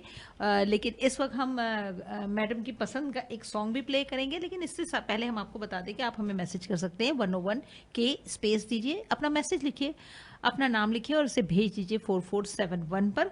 मैडम आपके सॉन्ग में अभी मेरे पास 2 मिनट हैं, तो मुझे आप जल्दी जल्दी से ज़रा ये बताइए कि ये जो सनबर्न क्यों होता है, बस 2 मिनट में मुझे बताइए। अच्छा, सनबर्न जो है ना, हम बेसिकली क्लासिफिकेशन करते हैं स्किन के टाइप्स पे, जिसमें 6 टाइप्स आ जाती हैं, ranging from extremely white to extremely dark. सही। तो सनबर्न जो है ना फर्स्ट 2 टाइप्स में बहुत कॉमन होता है, कि वो 2 टाइप्स पे इट इज मोर प्लॉजिबल कि उन दोनों को सनबर्न होगा। बाकियों को सन टैन होता है। अच्छा। क्योंकि सनबर्न उनमें होगा जिसमें मेलेनिन नहीं है, पिगमेंट नहीं है। तो टाइप 1 टाइप 2 में ज्यादातर सनबर्न के चांसेस होते हैं धूप में, अगर वो ज्यादा देर रह गए। वरना जो टाइप 3 ऑनवर्ड्स टाइप 6 तक हैं तो उनमें ज्यादातर सन टैन हो रहा होता है, जिसमें पिगमेंटेशन डार्क हो जाती है और कुछ दिनों बाद वो खुद ही डिसअपियर होती है या कुछ अगर आप सनब्लॉक लगाते रहोगे तो फिर वो बेहतर भी हो जाएगा। वरना अगर आप सनब्लॉक भी नहीं लगाओगे और आप धूप में भी रह रहे हो और आप सनटैन भी हो रहे हो तो फिर तो बस पिगमेंटेशन डार्क होती चली जाती है ना।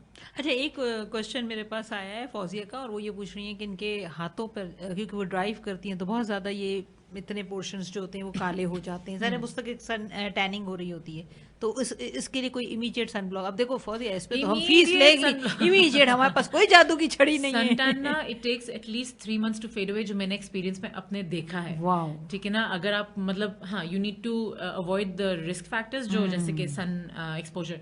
दूसरा, जो ड्राइव करती है ना फीमेल्स, आई वुड सजेस्ट कि वो ग्लव्स पहन के किया करें, या व्हाइट या बेज, नॉट ब्लैक। क्योंकि ब्लैक तो सन वैसे भी अब्सॉर्ब कर लेता है। तो और बहुत सारी चीजें हो सकती हैं, आप व्हाइट पहन लें या बेज पहन लें ग्लव्स, ताकि आपके हाथ प्रोटेक्टेड रहें फ्रॉम द सन। बस तो ये इमीडिएट हल यही है बेटा, ये कर लो। बाकी और कुछ सन ब्लॉक लगाती रहे, और अगर फिर कोई पक्का वाला हल चाहिए तो फिर क्लिनिक पे आए, भाई इतनी जल्दी नहीं होगा। आज केमिकल पील या पीआरपी करवा लें। पीआरपी तो अभी बहुत बड़ा सब्जेक्ट है, तो उसमें मैं आ रही हूँ उस ब्रेक के बाद। अभी है हमारा 12 बजे का टाइम चेक, और टाइम चेक के बाद हम आपसे मिलेंगे, कहीं मत जाएगा। लेकिन इस वक्त हम मैडम की बहुत ही जबरदस्त फरमाइश थी इस सॉन्ग की, और हम वो सुन रहे हैं, बूम बूम। कहीं मत जाइएगा, हमारे साथ रहिएगा।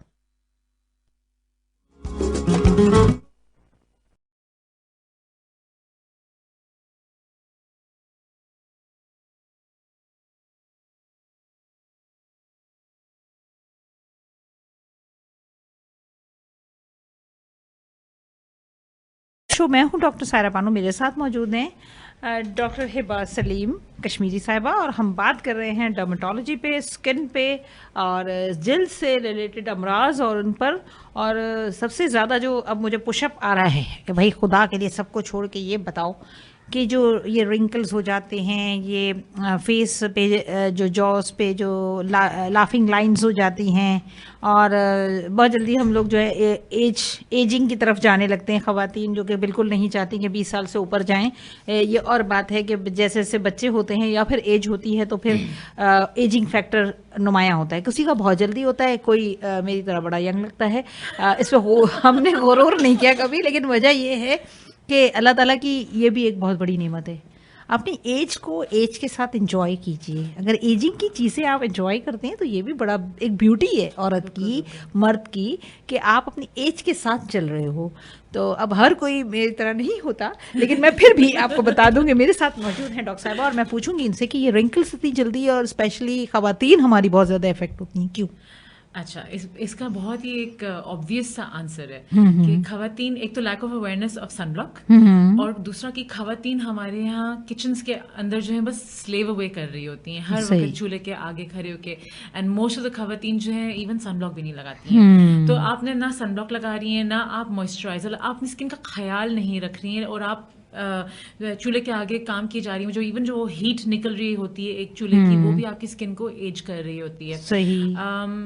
मैं एक बताना चाहूंगी अपनी मदर इन लॉ के बारे में। मैं जब से शादी करके उनके पास आई हूँ, मैंने हमेशा देखा है वो जाके वजू करती हैं, उसके फौरन बाद अपना सनब्लॉक और अपना मॉइस्चराइजर लगाती हैं। वो किचन के अंदर पूरा दिन रहती हैं, लेकिन उनकी माशाल्लाह से स्किन ऐसी है, मैंने जैसे उनको 11 इयर्स पहले देखा था वो वैसी की वैसी उनकी स्किन माशाल्लाह से उतनी ही अच्छी एंड फर्म जो है अभी तक। मतलब हालांकि उनकी एज है लेकिन she looks 10 years younger than her. भाई आंटी आपकी तो इनडायरेक्टली तारीफ हो गई, हमारी तरफ से भी आपको मुबारक इतनी अच्छी स्किन रखने पे। तो इसका इन शॉर्ट आंसर यही है कि अपनी स्किन को मॉइस्ट रखें, प्लस पानी ज्यादा पिएं। पानी ज्यादा पिए, मॉइस्चराइज करें, सनब्लॉक लगाएं, क्योंकि हमारी स्किन के जो सबसे बड़ा दुश्मन जो है ना वो धूप है। मतलब नादान दुश्मन है, तो फायदेमंद भी कि विटामिन डी देता है। ओवर एक्सपोजर तो हर चीज का बुरा है ना। बिल्कुल।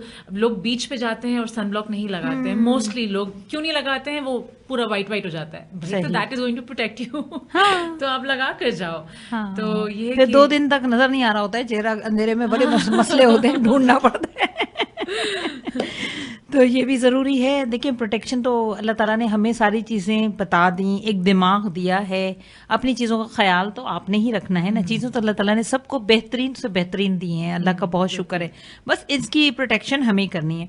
अच्छा, एक होते हैं बर्थ मार्क्स। बर्थ मार्क्स बहुत ज़्यादा नुमाया हो रहे होते हैं, वो क्या होते हैं?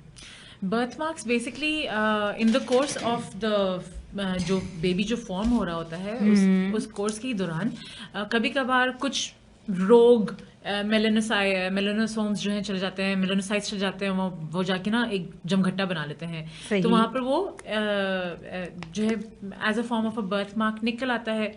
अब ये कि बर्थ मार्क छोटे होते हैं तो मतलब कोई मैटर नहीं करते हैं, बहुत ज्यादा बड़े हो जाते हैं तो थोड़ा दिखता भी है लोगों को। जैसे मेरे क्लिनिक पे भी परसों एक साहब आए थे तो उनके हाथ में इतना बड़ा बर्थ मार्क था ब्लैक कलर का कि वो लिटरली मतलब अपनी तवज्जो जा रही थी उस पर, इस तरह।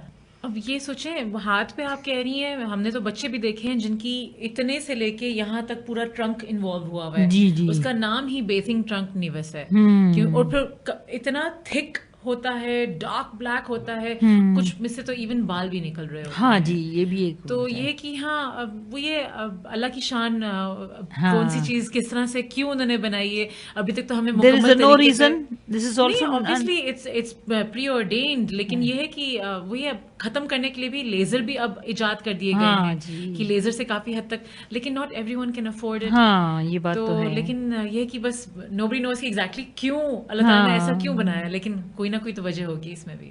बिल्कुल सही। अच्छा, एक मोल्स, ये भी एक बड़ा मसला है कि मोल्स होते हैं लोगों के चेहरों पे, और वो कोई लोग तो शनाख्ती कार्ड में बड़ा आसान हो जाता है मोल का लिखवाना कि इधर मोल उधर मोल, लेकिन जब ये मोल्स रेड कलर में कन्वर्ट होते हैं या बॉडी पर हमें, ये एज के साथ मैंने देखा है, ओल्ड एज में जाके मेरी ये खाला थी उनके मैंने देखा कि जब वो रेड कलर के डॉट्स बहुत ज्यादा, वो कहलाते हैं cherry angiomas. Cherry angioma is painless and benign, कुछ नहीं करता है, वो सिर्फ आ जाता है कैपिलरी फॉर्मेशन की वजह से, उसमें कोई इशू एज सच नहीं होता।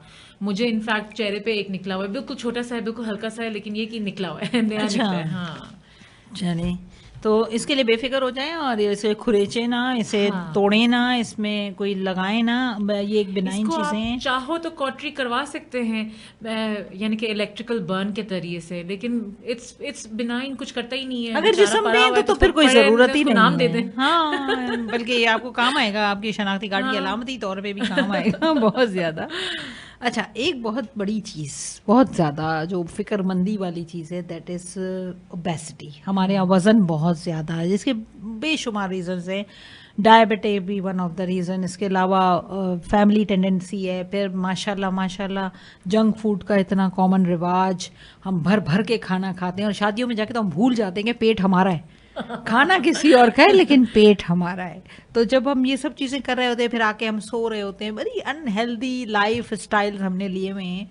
तो उस सूरत में हमें मोटापा बहुत नजर आता है। ये मोटापा और तो बहुत सारी चीजें, फिर हम जाते हैं स्लिम होने। जैसे अभी आपके सामने भी एक पेशेंट आके कह रहा है मेरा पेट अंदर करें, तो वो एक फिर पहले पेट निकाला क्यों भाई, आपने इतना क्यों खाया? तो ये एक वजह है। अच्छा, ये लाइपोसक्शन आप लोगों ने भी एक बड़ा काम किया और उस पर भी बहुत पैसा लोगों का लगता है। लाइपोसक्शन आप नहीं करती, लेकिन फिलहाल नहीं करती, इन फ्यूचर देखा आ गए ना आप भी इस लाइन में। ये बताइए लाइपोसक्शन कैसे होता है और कितना सेफ है ये? Okay, it also depends on who is doing it. It is quite safe and ये कि वो फैट को पूरा सक करके बाहर निकाल देता होता है। और मज़े की बात ये है कि आप उस फैट को इवन यूज़ कर सकते हो to augment other parts of your body too, और इवन अंडर आइज जो आपका टीयर ट्रफ बन जाता है वहाँ भी आप डाल सकते हो या चीक्स में डाल सकते हो। मतलब ये अब नया चीज़ें जो अब इजाद हुई है। लाइपोसक्शन तो काफ़ी पुराना है, लेकिन अब उसको as a form of fat निकालो और फिर उसको वापस ग्राफ्ट कर दो। तो ये भी शुरू हो चुका है। कितने अरसे तक फ्रीज करके ग्राफ्ट कर सकते हैं? नहीं, उसी वक्त निकलता है और आपको सेशंस लगते हैं। हाँ। मेरे ख्याल में कोई, अच्छा, मैं तो समझे लेके फ्रिज में रखवा दो फिर जब दिल चाहे। हाँ, सॉलिडिफाई हो जाएगा। लेकिन ये है कि और कुछ अरसे में ये भी आ जाएगा। हाँ हो सकता है, लेकिन ये कि 3 से 4 सिटिंग्स मेरे ख्याल में लगती हैं, उसके बाद वो परमानेंट हो जाता है। अच्छा, गुड। तो फिर वो कोई नुकसान तो नहीं करता? नहीं, उधर वाला अपना फैट है। हाँ, इट्स सिमिलरली तो अच्छा फैट तो ना हुआ ना जिसने पेट बाहर निकाल दिया।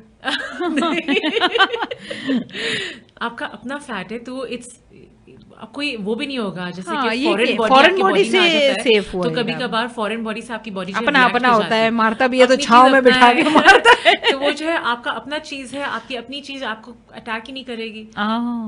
अच्छा।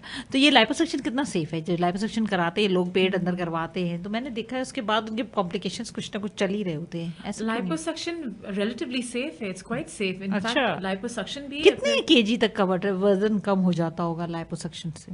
नहीं, मतलब एक कोई रिमार्केबल चेंज आता है? डिपेंड कि आप कितना निकलवा रहे हैं। अच्छा।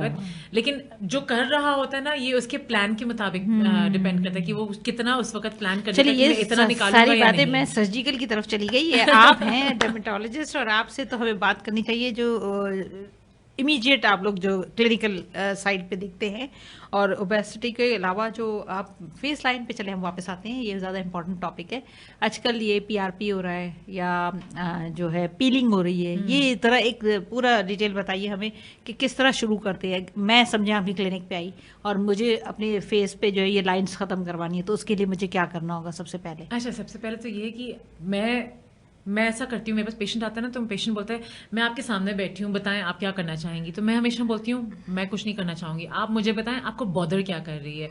क्योंकि कभी कभार ऐसा होता है कि मैं आपको देख रही हूँ, शायद मुझे ऐसी 5 चीजें नजर आ रही हैं जो आपको महसूस ही नहीं हो रही हैं। सही। तो वो आपको कॉन्शियस करने वाली बात हो जाएगी। अगर मैं आपको बताऊंगी कि मैं ये भी करना चाहूंगी, मैं वो भी करना चाहूंगी, तो आप कॉन्शियस हो जाएंगी। तो पेशेंट को कंफर्टेबल मैं ऐसे कर लेती हूँ कि आप मुझे बताएं, मुझे तो कुछ नजर नहीं आ रहा आपकी स्किन के ऊपर, आप बताएं आपको बॉदर क्या कर रहा है। तो इस कभी कभी ऐसा होता है वो जो 5 चीजें मुझे नजर आ रही हैं वो उनको बॉदर ही नहीं कर रही होती हैं, उनको एक छठी चीज निकाल के मुझे बताती हैं कि मुझे ये चीज बॉदर कर रही है। अच्छा। तो ये जो आपने बात बोली ना, मैं आई हूँ आपकी क्लिनिक में, बताएं मेरी लाइन्स का क्या करेंगी। मैं हमेशा पहले वेट करती हूँ पेशेंट बताए। अब कुछ लाइन्स ऐसी होती हैं जो कि जब हम लोग फेशियल एक्सप्रेशंस कर रहे होते हैं ना, उस वक्त ज्यादा नुमाया होती हैं, माथे पे या मुस्कुराते हुए या चिन डिंपल जो खिला दिया या गुस्से में अगर यहाँ पर बिल्कुल आईब्रोज के बीच में, तो जो हिलते हुए नुमाया हो रही है उसके लिए तो मैं PRP के बेहतर बोटॉक्स उनको एडवाइस करती हूँ। वन ऑफ द हाँ, क्योंकि बोटॉक्स जो पैरालाइज कर देती है मसल को, तो वो आपका एक तो 2 तरीके से काम कर रही होती है बोटॉक्स की। एक तो जो उस वक्त आपके दिख रहे हैं सही, उनको भी बेहतर करेगा, और क्योंकि वो मूवमेंट इतनी डिक्रीज कर देता है मसल की, तो वो इवन हिंडर करता है न्यू ऑनसेट ऑफ रिंकल्स को या मजीद डीपनिंग ऑफ रिंकल्स को भी प्रिवेंट कर देता है।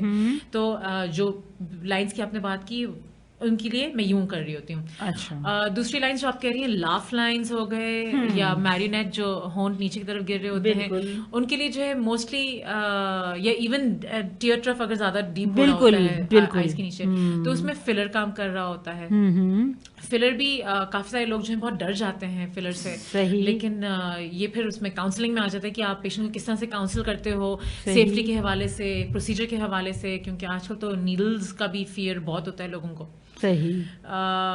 ये दो चीज़ें हो गई। पीआरपी की जहाँ आपने बात की है, पीआरपी बेहतरीन है ओवरऑल स्किन केयर, स्किन के इश्यूज के लिए।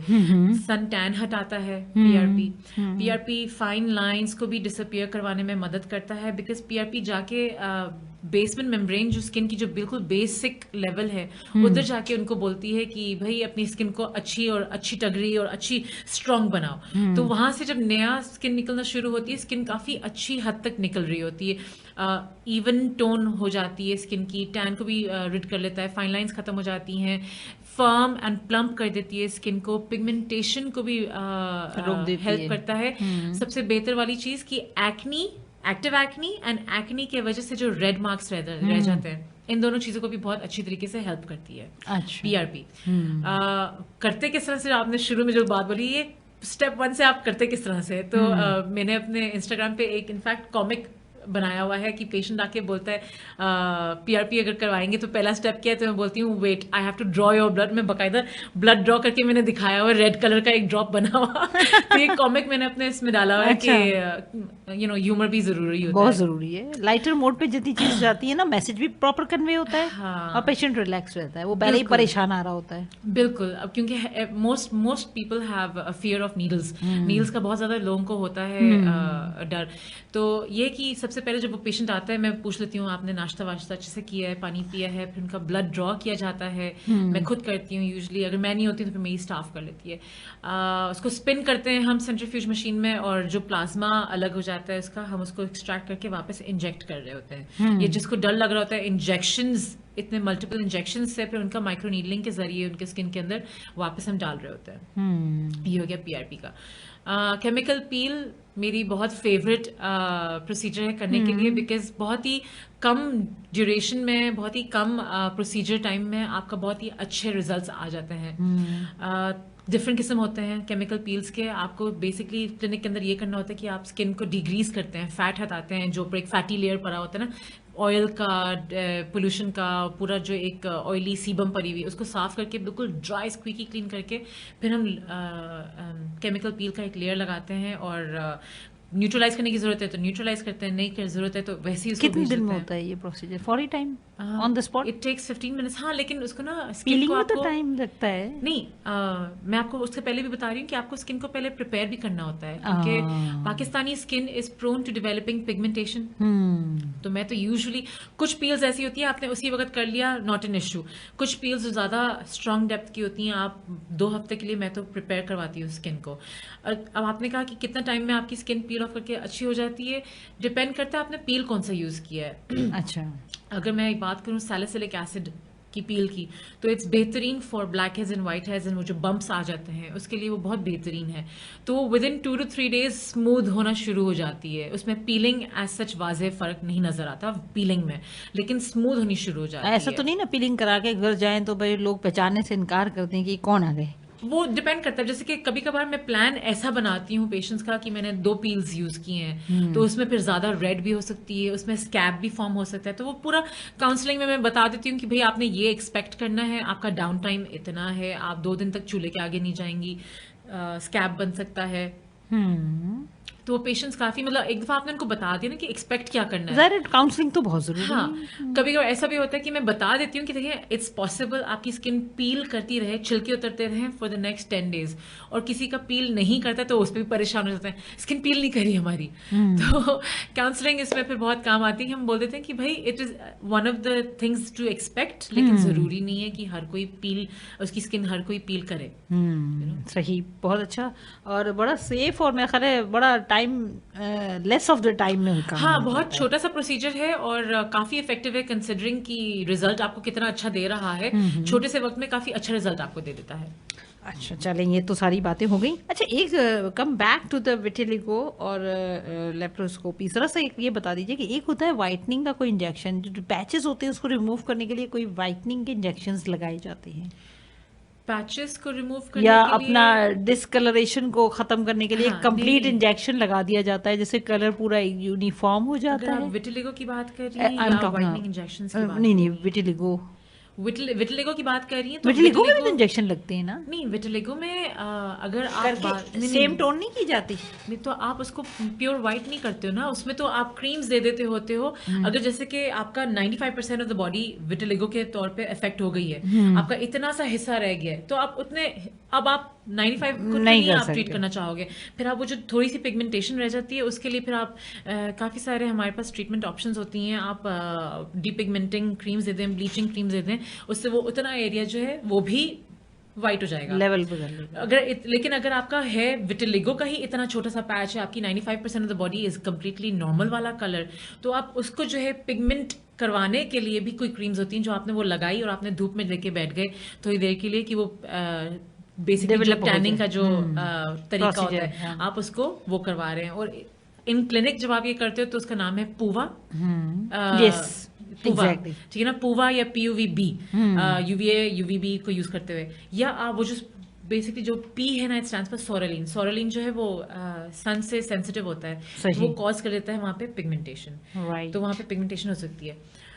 विटिलिगो के पैच में इवन के आप अगर थोड़ा सा उसको माइक्रो नीडलिंग भी अगर आप करते हो ना, तो वही जो इंजेक्शन वाली बात आ गई, लेकिन वो it's you not giving an injection, आप उसके अंदर नीडल्स के जरिए ट्रिगर कर रहे हैं मेलानोसाइट्स को कि वो थोड़ा सा प्रोड्यूस करें पिगमेंट को। ठीक है, तो कभी कभार माइक्रो नीडलिंग से भी काफी अच्छी रिजल्ट आ जाती है, पिगमेंटेशन वापस आ जाती है, लेकिन ये उसके लिए जिसके पास थोड़ा थोड़ा एरिया है, पैच थोड़ा सा बना हुआ है विटिलिगो का, ज्यादा बड़ा पैच होगा तो it's not very practical to do micro needling on the whole thing. लेकिन अगर हम व्हाइटनिंग के, जैसे आजकल मेरे पास एक पेशेंट आई, उन्होंने, वो 2 बहनें हैं, एक माशाल्लाह बहुत प्यारी, क्या कहें, जिसको अल्लाह जो जैसा बनाए, एक उसका कलर थोड़ा डार्क था, अब वो घर में ज़रा बड़ा मसला रहता था, और ट्विंस थी दोनों, रिमार्केबल फर्क दोनों में। तो वो किसी डॉक्टर से बात करके आई मेरे पास कि मुझे बताएं, मैंने तो उन्हें बहुत मना किया, मैंने कहा नहीं इसका कोई फ़ायदा नहीं है, आप ना लो, अननेसेसरी आप क्यों बॉदर कर रहे हो, अच्छी कलर है, साफ स्किन है फिर। लेकिन खैर वो उन्होंने ट्रीटमेंट शुरू करा दिया है, तो 12 शायद सेटिंग है उनकी इंजेक्शन की वाइटनिंग की। उसका क्या इफेक्ट है? ओके, उसका इफेक्ट ये है बेसिकली, ये वाइटनिंग इंजेक्शन आया कैसे मार्केट में? कीमोथेरेपी के पेशेंट्स को दिए जाते थे ग्लूटाथायोन, इसका नाम बेसिकली ग्लूटाथायोन है। कीमोथेरेपी के पेशेंट्स को दिए जाते थे ये, तो कुछ कीमोथेरेपी के पेशेंट्स का साइड इफेक्ट ये नोट किया गया था कि वो वाइट हो रहे थे, उनका कलर वाइट हो गया था। तो if you look at it, तो ग्लूटाथायोन इंजेक्शन जो वाइटनिंग इंजेक्शन हैं, उनका जो वाइटनिंग वाला एस्पेक्ट है, it's is a basic side effect. वो ज़रूरी नहीं है कि वो हर एक को करवाएगा वाइटनिंग, ये एक बात है। दूसरी बात ये कि आपने एक दफ़ा जब शुरू करवा लिया और आपने 12 सेशंस या आपने 20 सेशंस आपने इंजेक्शंस के लगवाए, आपको लाइफ लॉन्ग मेंटेनेंस सेशंस लगवाने पड़ेंगे। जहां आपने रोक दिया तो आपकी स्किन वापस भी अपनी नॉर्मल कलर पे जितना मेलानिन जो डेवलप हो रहा है नेचुरली, वो तो होगा, क्योंकि आप आप नेचुरल प्रोसेस को आप रोक नहीं सकते हो। हाँ, तो आप अपना DNA चेंज नहीं कर सकते। एग्जैक्टली वही बात है कि ये समझ में आ जाए तो क्या बात है, लेकिन वही बात कि इंसान किसी हाल में खुश नहीं होता। ये मेरे पास 3 क्वेश्चन और आए हैं। एक ईशल पूछ रही है, what treatment are available for the hair loss and lice? Okay, lice का तो बहुत ही आसान हल है, लेकिन वो ये जो करना चाहे वो एक्टिव होकर आपको करना पड़ता है। बड़े बच्चे अगर होते हैं या बड़े एडल्ट्स जिनको लाइस हो रही होती है, उनके लिए तो इवन टैबलेट्स भी अवेलेबल हैं आइवरमेक्टिन के नाम से। आप ये टैबलेट्स अगर आप खाएंगे तो लेकिन ये कि ऑब्वियसली प्रॉपर डोजिंग होती है, और आपको जो है लेकर अपना पूरा चेक करवा के आपको प्रॉपर डोजिंग के साथ आपको टैबलेट्स लिखवानी पड़ती हैं फ्रॉम द डर्मेटोलॉजिस्ट। तो आप जो है लाइस काफ़ी हद तक वो खत्म हो जाती है, बिकॉज वो लाइस उसको खाती है, जो टैबलेट आप खा रहे होते हैं वो ब्लड के अंदर जाएगा, वो लाइस खाएगी, वो लाइस खत्म हो जाएगी। उससे बेहतर हल ये कि माएँ जो होती हैं कंडीशनर लगाकर अपने बच्चों के अपने बच्चों के बालों में कंघी फेरें, तो वो कंघी से जो है काफ़ी हद तक आप जुएं निकाल रहे होते हैं, लाइस निकाल रहे होते हैं, एग्स रह जाते हैं, वो जब हैच होंगे आपको फिर से वो करना पड़ेगा। तो थोड़ा टीडियस जॉब हो जाता है, लेकिन ऑब्वियसली लाइस अगर पड़ गई हैं तो you'll have to do this to remove the lice. ज़रूरी नहीं है कि आप हर एक को गंजा करते फिरें। हाँ, ये बात सही। और दूसरा हेयर लॉस की जहाँ बात आई, अब ये है कि आजकल तो वैसे ही हेयर लॉस बहुत ज़्यादा हो रहा है, स्ट्रेस रिलेटेड तो कुछ ज़्यादा ही हो रहा है बिकॉज ऑफ कोविड का जो आजकल चल रहा है। बिल्कुल बिल्कुल। एक तो जो इलनेस जिनको हो रही है वायरल इलनेस, तो वो पोस्ट वायरल इलनेस भी उनका बाल लॉस हो रहा है। जिनको इलनेस नहीं हुई है तो उनका स्ट्रेस इंड्यूस्ड हेयर लॉस हो रहा है। तो दोनों सूरत हाल में ये कि एक तो अपने आप को कोशिश करें कि आप स्ट्रेस ना लें, और दूसरा सप्लीमेंट्स आप अपना अच्छा रखें, डाइट अच्छी रखें, पानी का इंटेक अच्छा रखें, नींद अपनी अच्छी रखें, एंड अगर आप ऑयलिंग करते हैं तो आप मसाज के साथ अच्छा से और करें, सब्र करें अल्लाह की चीजों पे। सबर इस तरह से कि 3 महीने तो लगते हैं ना बालों के इलाज शुरू करने के बाद। पेशेंस आपके लिए Patience बहुत is जरूरी है। ऐसा वही बात है कि कोई जादू की छड़ी नहीं है हमारे पास भी कि हम घुमाएंगे और आप सुबह उठ के हरे भरे हो जाएंगे, ऐसा नहीं हो हाँ, सकता। ओवरनाइट तो कुछ भी नहीं होता। अच्छा, how can I treat my oil very oily skin specially in summer? I get frustrated from this issue, please advise what to do. Numan के पास बड़े मसाइल हैं। नुमान आप क्लिनिक पे आ जाए। नुमान हम पक्का काम करते हैं। समझ गए आप? पक्का काम करेंगे। और ऑयली स्किन का बेसिकली अच्छा ये होता है कि जो फेस वॉशेस यूज कर रहे होते हैं ऑयली स्किन वाले, तो आप अच्छा वाला यूज करें जो है ही फॉर ऑयली स्किन, तो आपका काफी अच्छी सी ड्राई भी कर देती है स्किन को। लेकिन ड्राई करने के बाद आप स्किन को स्क्वीकी ड्राई ना छोड़ें, उसके ऊपर आप मॉइस्चराइजर लगाएं, क्योंकि आप जितना एक्स्ट्रा ड्राई कर देते हैं स्किन को, उतना ज्यादा ऑयली स्किन वाले जो है रिबाउंड ऑयल प्रोड्यूस कर देता है। तो जहां इंसान अच्छा फेस वॉश तो यूज कर रहा है, लेकिन अगर आप मॉइस्चराइजर नहीं यूज करेंगे तो आपका स्किन रिबाउंड ऑयल प्रोडक्शन करेगा और आपकी स्किन मजीद ऑयली हो जाएगी। सही, बिल्कुल ठीक कह रही हैं आप।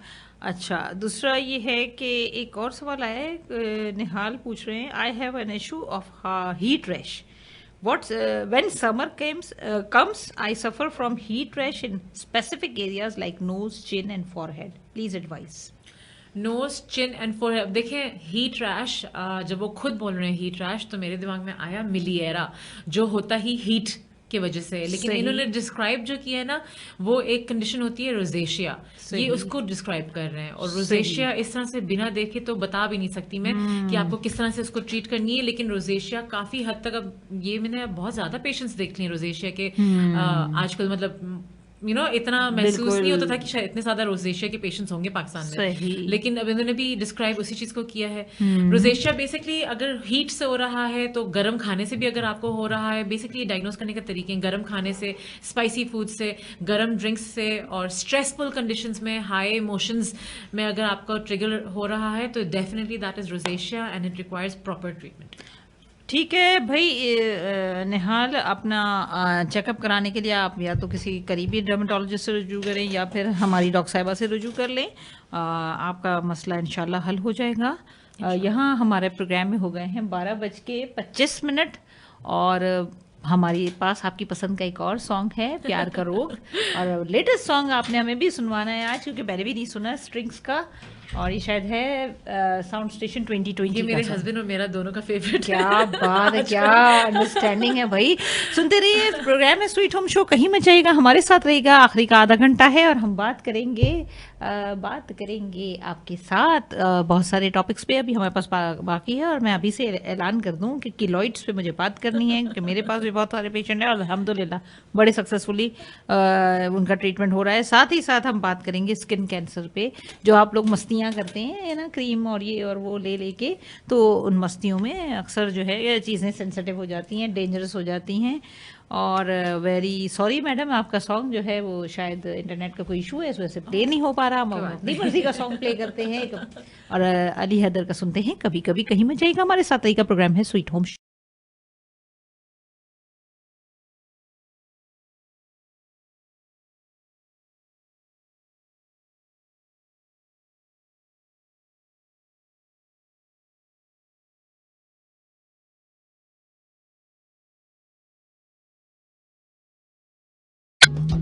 वेलकम बैक लिस्टर्स, प्रोग्राम है स्वीट होप शो, और बहुत अफसोस के साथ आखिरी हिस्सा, यानी आखिरी के 35 मिनट, और मैं फिर मुझे जाना होगा, और ये तो दुनिया की रिवाज है, रस्म है कि जाना होगा, लेकिन जाने से पहले जो ये 35 मिनट है उसको हम अच्छी तरह से एंजॉय करेंगे डॉक्टर हैबा सलीम कश्मीरी के साथ। और हम उससे एज ए डर्मेटोलॉजिस्ट बहुत सारी जो हैं बातें पूछनी हैं, तो सीक्रेट्स भी पूछने हैं बहुत सारे, और मुफ्त में पूछ रहे हैं, तो बड़े मज़े से वो बताएंगी। डॉक्टर साहिबा ये बताइए कि कीलॉइड्स क्या होते हैं?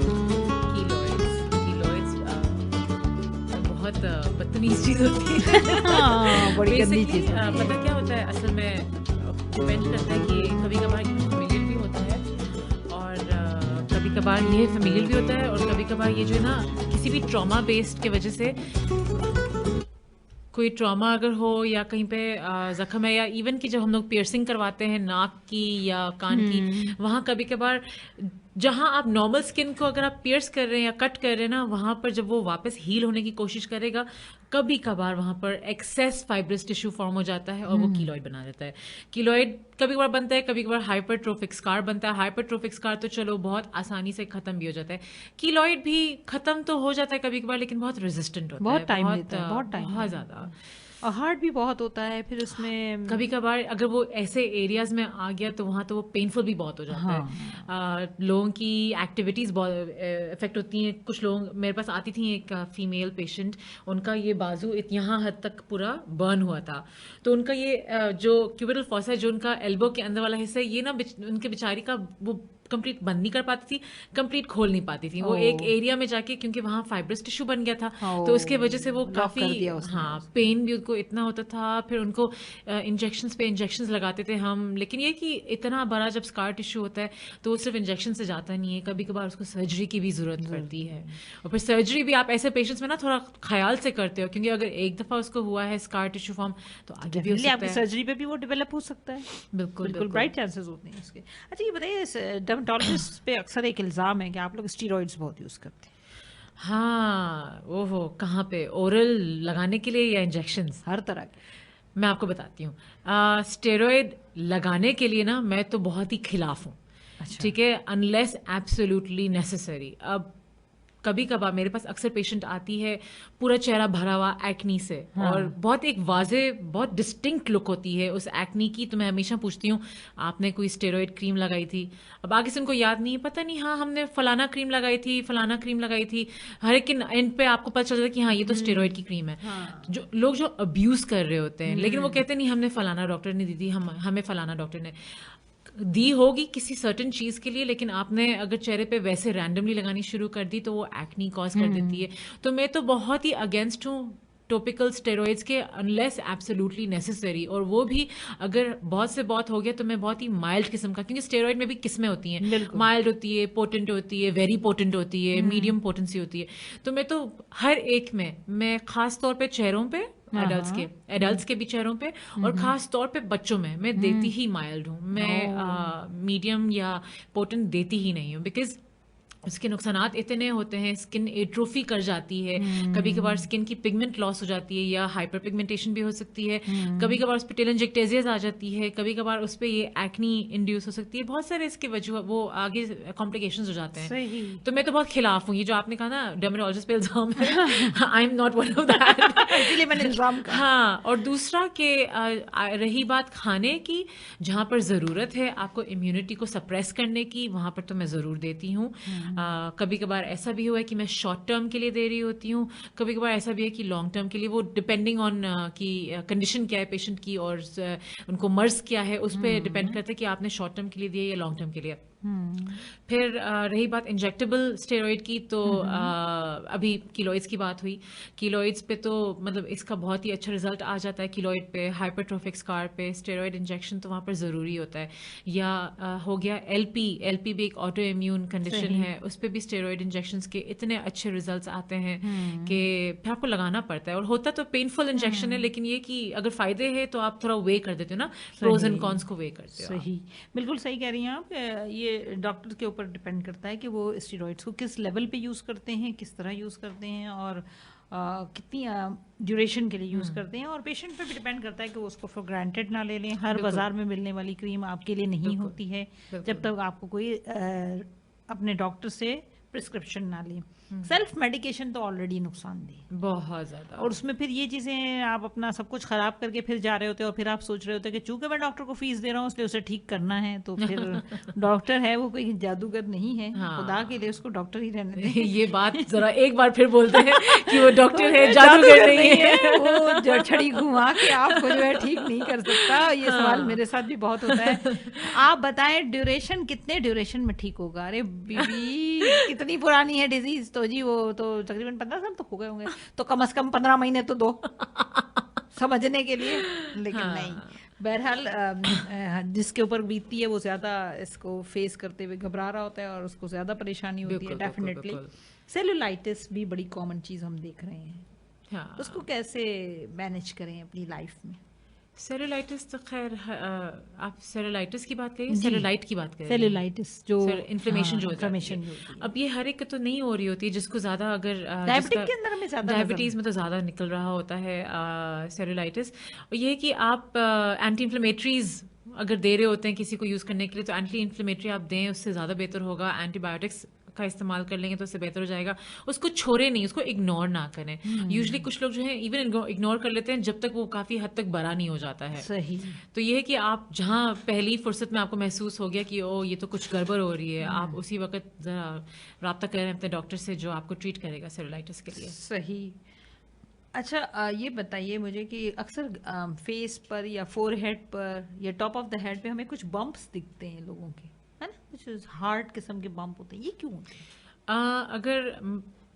अगर मैं सही समझ रही हूँ तो शायद आप एक नीवस आता है, सिवेशियस नीवस, शायद आप उसकी बात कर रही हैं। एग्जैक्टली। थोड़ा हार्ड होता है लेकिन सॉफ्ट टू टच, हाँ, है ना? मूवेबल सा महसूस होता है। हाँ हाँ एग्जैक्टली। तो गुदगुदी टाइप का उसके ऊपर महसूस हो रहा था आपको। लाइपोमा टाइप चीज या कुछ लाइपोमा तो अलग हो गया। लेकिन लाइपोमा इसी तरह का सॉफ्ट सॉफ्ट सा हाँ, होता है। लेकिन बाहर उभरा हुआ होता जी, है। बिल्कुल हाँ, उभरा हुआ। तो जो बाहर उभरा हुआ होता है और सॉफ्ट टू टच है वो है सेबेशियस नेवस। वो ग्रोथ कहीं पे भी आ जाती है, किसी को भी आ जाती है, इवन के in fact over the span of your life आपको कभी भी निकल आती है। लेकिन अगर तो आपका इंक्रीज कर रही है इन साइज बहुत ही ज्यादा, तो फिर आप उसको सर्जिकली रिमूव करवाएं। तो सर्जिकली उसका प्रॉपर बेस पूरा खत्म होगा, उसका कट ऑफ कर दिया जाएगा। तो दैट इज एन ऑप्शन। अगर वो आपको तंग नहीं कर रहा है तो फिर उसको आप छोड़ दें। अच्छा, एक बहुत बड़ी कॉमन चीज है हमारी खवातीन में भी और हजरात में भी हमें नजर आती है, दैट इज स्पाइडर वेन्स। वो क्या चीज है? स्पाइडर वेन्स इज बेसिकली जो मैलफॉर्मेशंस, कैपिलरी मैलफॉर्मेशंस हो जाती हैं, एक्सक्यूज मी, कैपिलरी मैलफॉर्मेशंस हो जाती हैं, वो उसकी वजह से जो है ना स्किन के बिल्कुल सरफेस के करीब होती हैं और बहुत ही छोटी छोटी दिख रही होती हैं, blue, green, even sometimes light purple colour की। तो ये है कि उनका स्पाइडर वेन्स का तरीकेकार ये है कि या तो आप स्क्लेरोथेरेपी करवा लें, जिसमें आप एक स्क्लेरोजिंग एजेंट इंजेक्ट करते हो। वो आपको बाकायदा एक वीडियो बाकायदा अगर आप इंसान बनाए तो नजर आता है फ्लूइड जाता हुआ थ्रू आउट द वेन और उसको खत्म करता हुआ जाता है। अच्छा। हाँ, बड़े मजेदार वीडियोस बनी हुई हैं ऑनलाइन तो इसकी स्क्लेरोजिंग तो फिर एजेंट्स की। ये क्योरेबल है, मतलब क्योर हो जाता है? स्क्लेरोथेरेपी से हो जाता है। इवन के अब तो लेजर्स भी आ गए हैं जिनसे वैस्कुलर इश्यूज जो हैं बेहतर हो जाती हैं। अच्छा, लेकिन कभी कभी इसकी सर्जरी भी करनी होती है हमें, जब बहुत ज्यादा डीपली इन्वॉल्व हो जाती है। वो आई थिंक आप वेरिकोज उसकी बात कर रही हैं, वेरिकोज की बात कर रही हैं। वो तो फिर अलग वो हो गया। वेरिकोसिटीज तो आपको बेहतर सर्जरी की ही तरफ बेहतर होती है या डिकम्प्रेशन से ही बेहतर होती है। हाँ बिल्कुल। चलिए, ये तो अच्छी भी बातें बता रही हैं आप और हिम्मत भी दिला रही हैं। स्किन कैंसर पे आते हैं, किन वजूहात है? तो बड़ा वास्ट सब्जेक्ट और टाइम बहुत कम है, लेकिन एक सुपरफिशियली हम इसको टच करेंगे। हाँ। ताकि हमारे लिसनर्स को कहीं तशनीकी ना रहे कि हमने इस पे बात नहीं की, क्योंकि जहाँ कहीं भी और डिजीजेस की हम बात करते हैं, कैंसर ज़रूर अपना सर पटकता है कि हाँ मैं भी हूँ। तो स्किन में भी हमें कैंसर नजर आते हैं। बिल्कुल। किन किन एरियाज की कॉमनली? सबसे ज़्यादा तो कॉमन जो सन एक्सपोज्ड एरियाज हैं उन पे तो बहुत ही ज़्यादा कॉमन है, क्योंकि स्पेशली अब आकर खैर अल्हम्दुलिल्लाह अवेयरनेस आ गई है सन ब्लॉक लगाने की, धूप से बचने की। वरना एक वक्त था किसी को इतना ज़्यादा बॉदर नहीं करता था सन। तो सन एक्सपोज्ड एरियाज में तो बहुत ही कॉमन है। फेस पे हो गया, ईयर लोब्स पे हो गया, होंठ पे हो गया या हाथों पे भी हो गया। जो ज़्यादा कॉमन जो 3 किस्म के जो स्किन कैंसर्स हैं वो है स्क्वामस सेल कैंसर या बेसल सेल या मेलानोमा। मेलानोमा जो पिगमेंट वाला होता है। तो ये तीनों ही मोस्टली सन एक्सपोज एरियाज पे आ सकते हैं, लेकिन ज़रूरी नहीं है कि ढकी जगहों पे नहीं आएगी। अच्छा। ढकी जगह पे भी पॉसिबल है कि वो आ सकता है।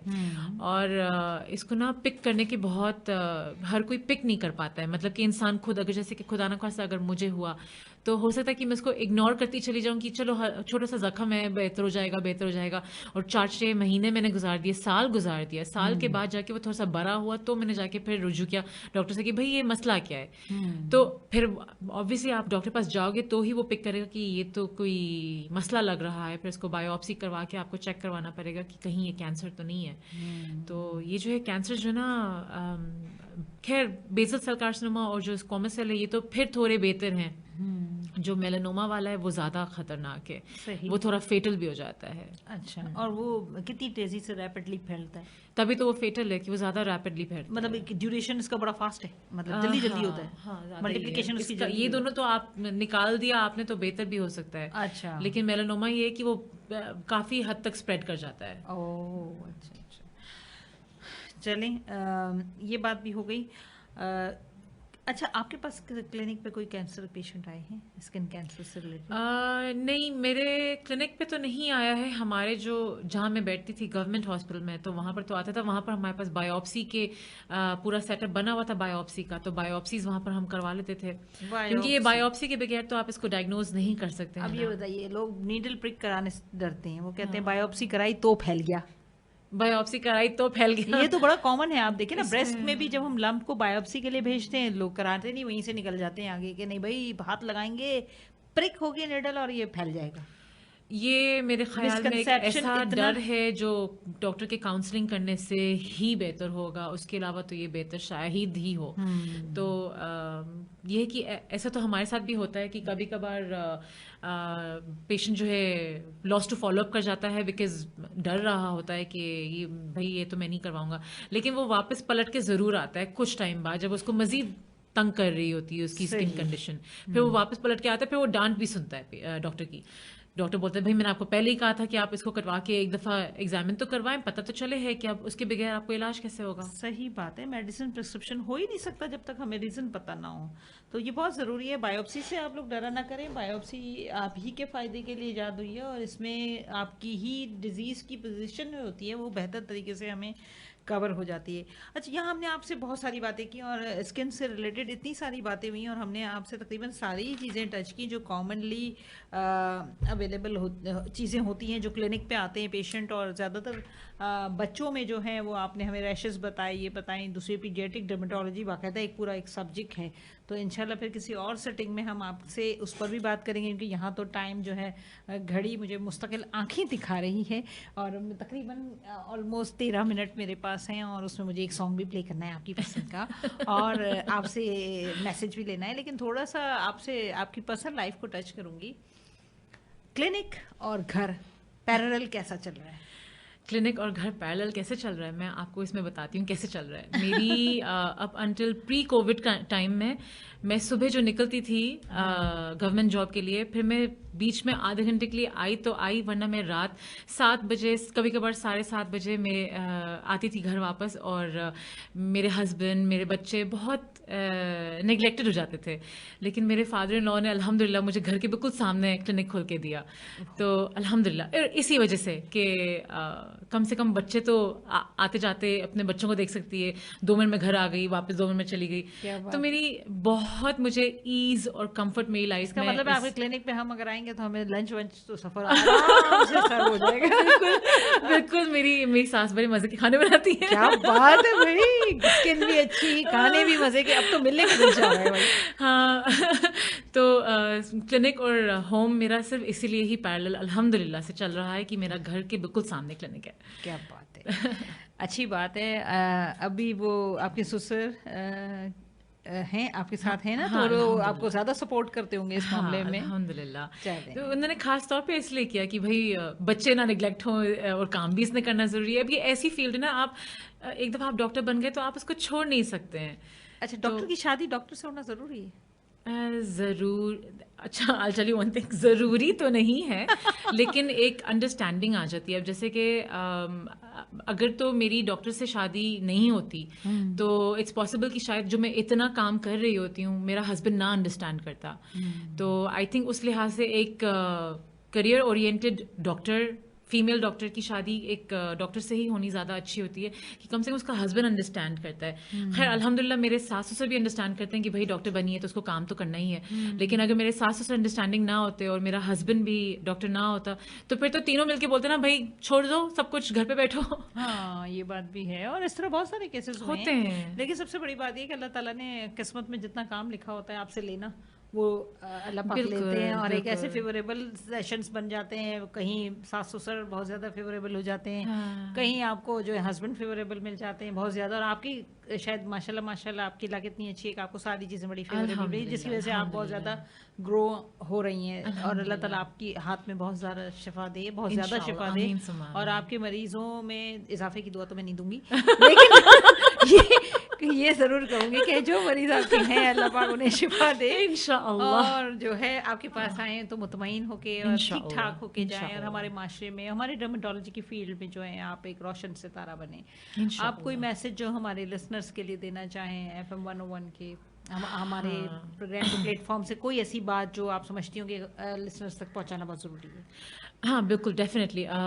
Also on behalf of my field के डॉक्टर्स, अगेन एक तो ये वाली बात कि आप सेल्फ मेडिकेशन ना करें, दूसरी बात कि आप जब डॉक्टर के पास जा रहे हैं तो आप अपने एक्सपेक्टेशंस को नॉर्मलाइज करें। आप ये ना सोचें कि हम क्योंकि आज बैठे हुए हैं डॉक्टर के पास तो हम आज बिल्कुल क्योर होके घर जा रहे हैं, ऐसी बात नहीं है। देखें, कभी कभार आपको शायद एक ट्रीटमेंट सूट नहीं करेगी, वो ट्रीटमेंट जो है दूसरे पेशेंट को सूट कर जाएगी।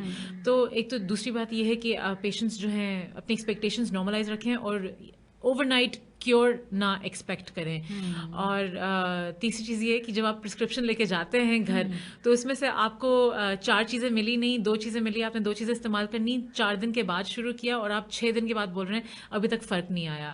तो 6 दिन जो है मतलब इट्स नथिंग। अगर आपका खास तौर पे जो अभी थोड़ी देर पहले आपने कही थी कि 15 साल से अगर आपको एक मर्ज है तो आप 15 महीने तो दो उसको ठीक होने में।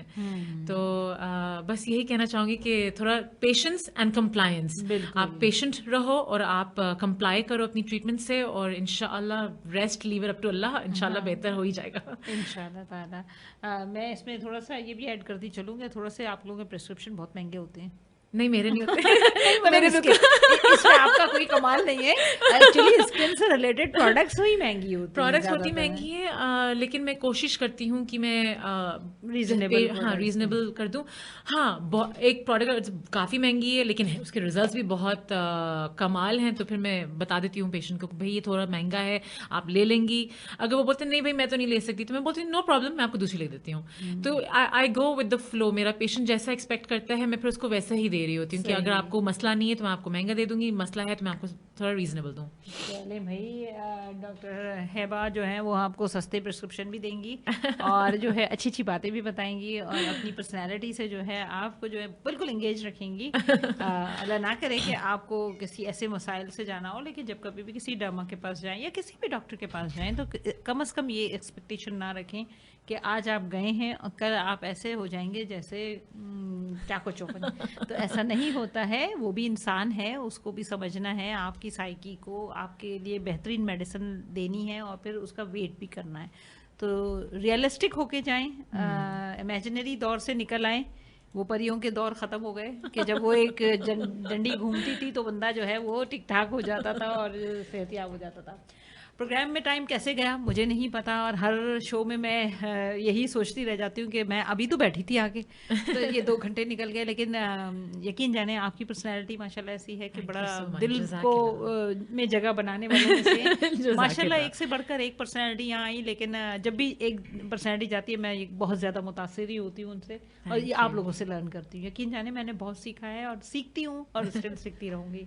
अल्लाह ताला आपको अपनी हिफ्ज़ व अमान में रखे।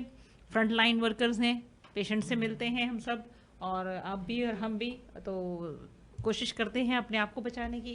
पेशेंट से भी गुजारिश है कि अपने आप को बचाएं। कोविड अभी भी जिंदा है, कहीं नहीं गया और मौजूद रहेगा, वैक्सीन के बाद भी रहेगा, इसलिए ख्याल आपको रखना है, सोशल डिस्टेंसिंग रखनी है और मास्क ज़रूर पहनना है, इसके बगैर नहीं बैठना है। मैं बगैर मास्क के इसलिए बैठी हूँ कि हम दोनों बहुत अच्छे डिस्टेंस में बैठे हुए हैं। प्रोग्राम यहाँ पे हम अपने इख्तिताम को करते हैं, लेकिन यहाँ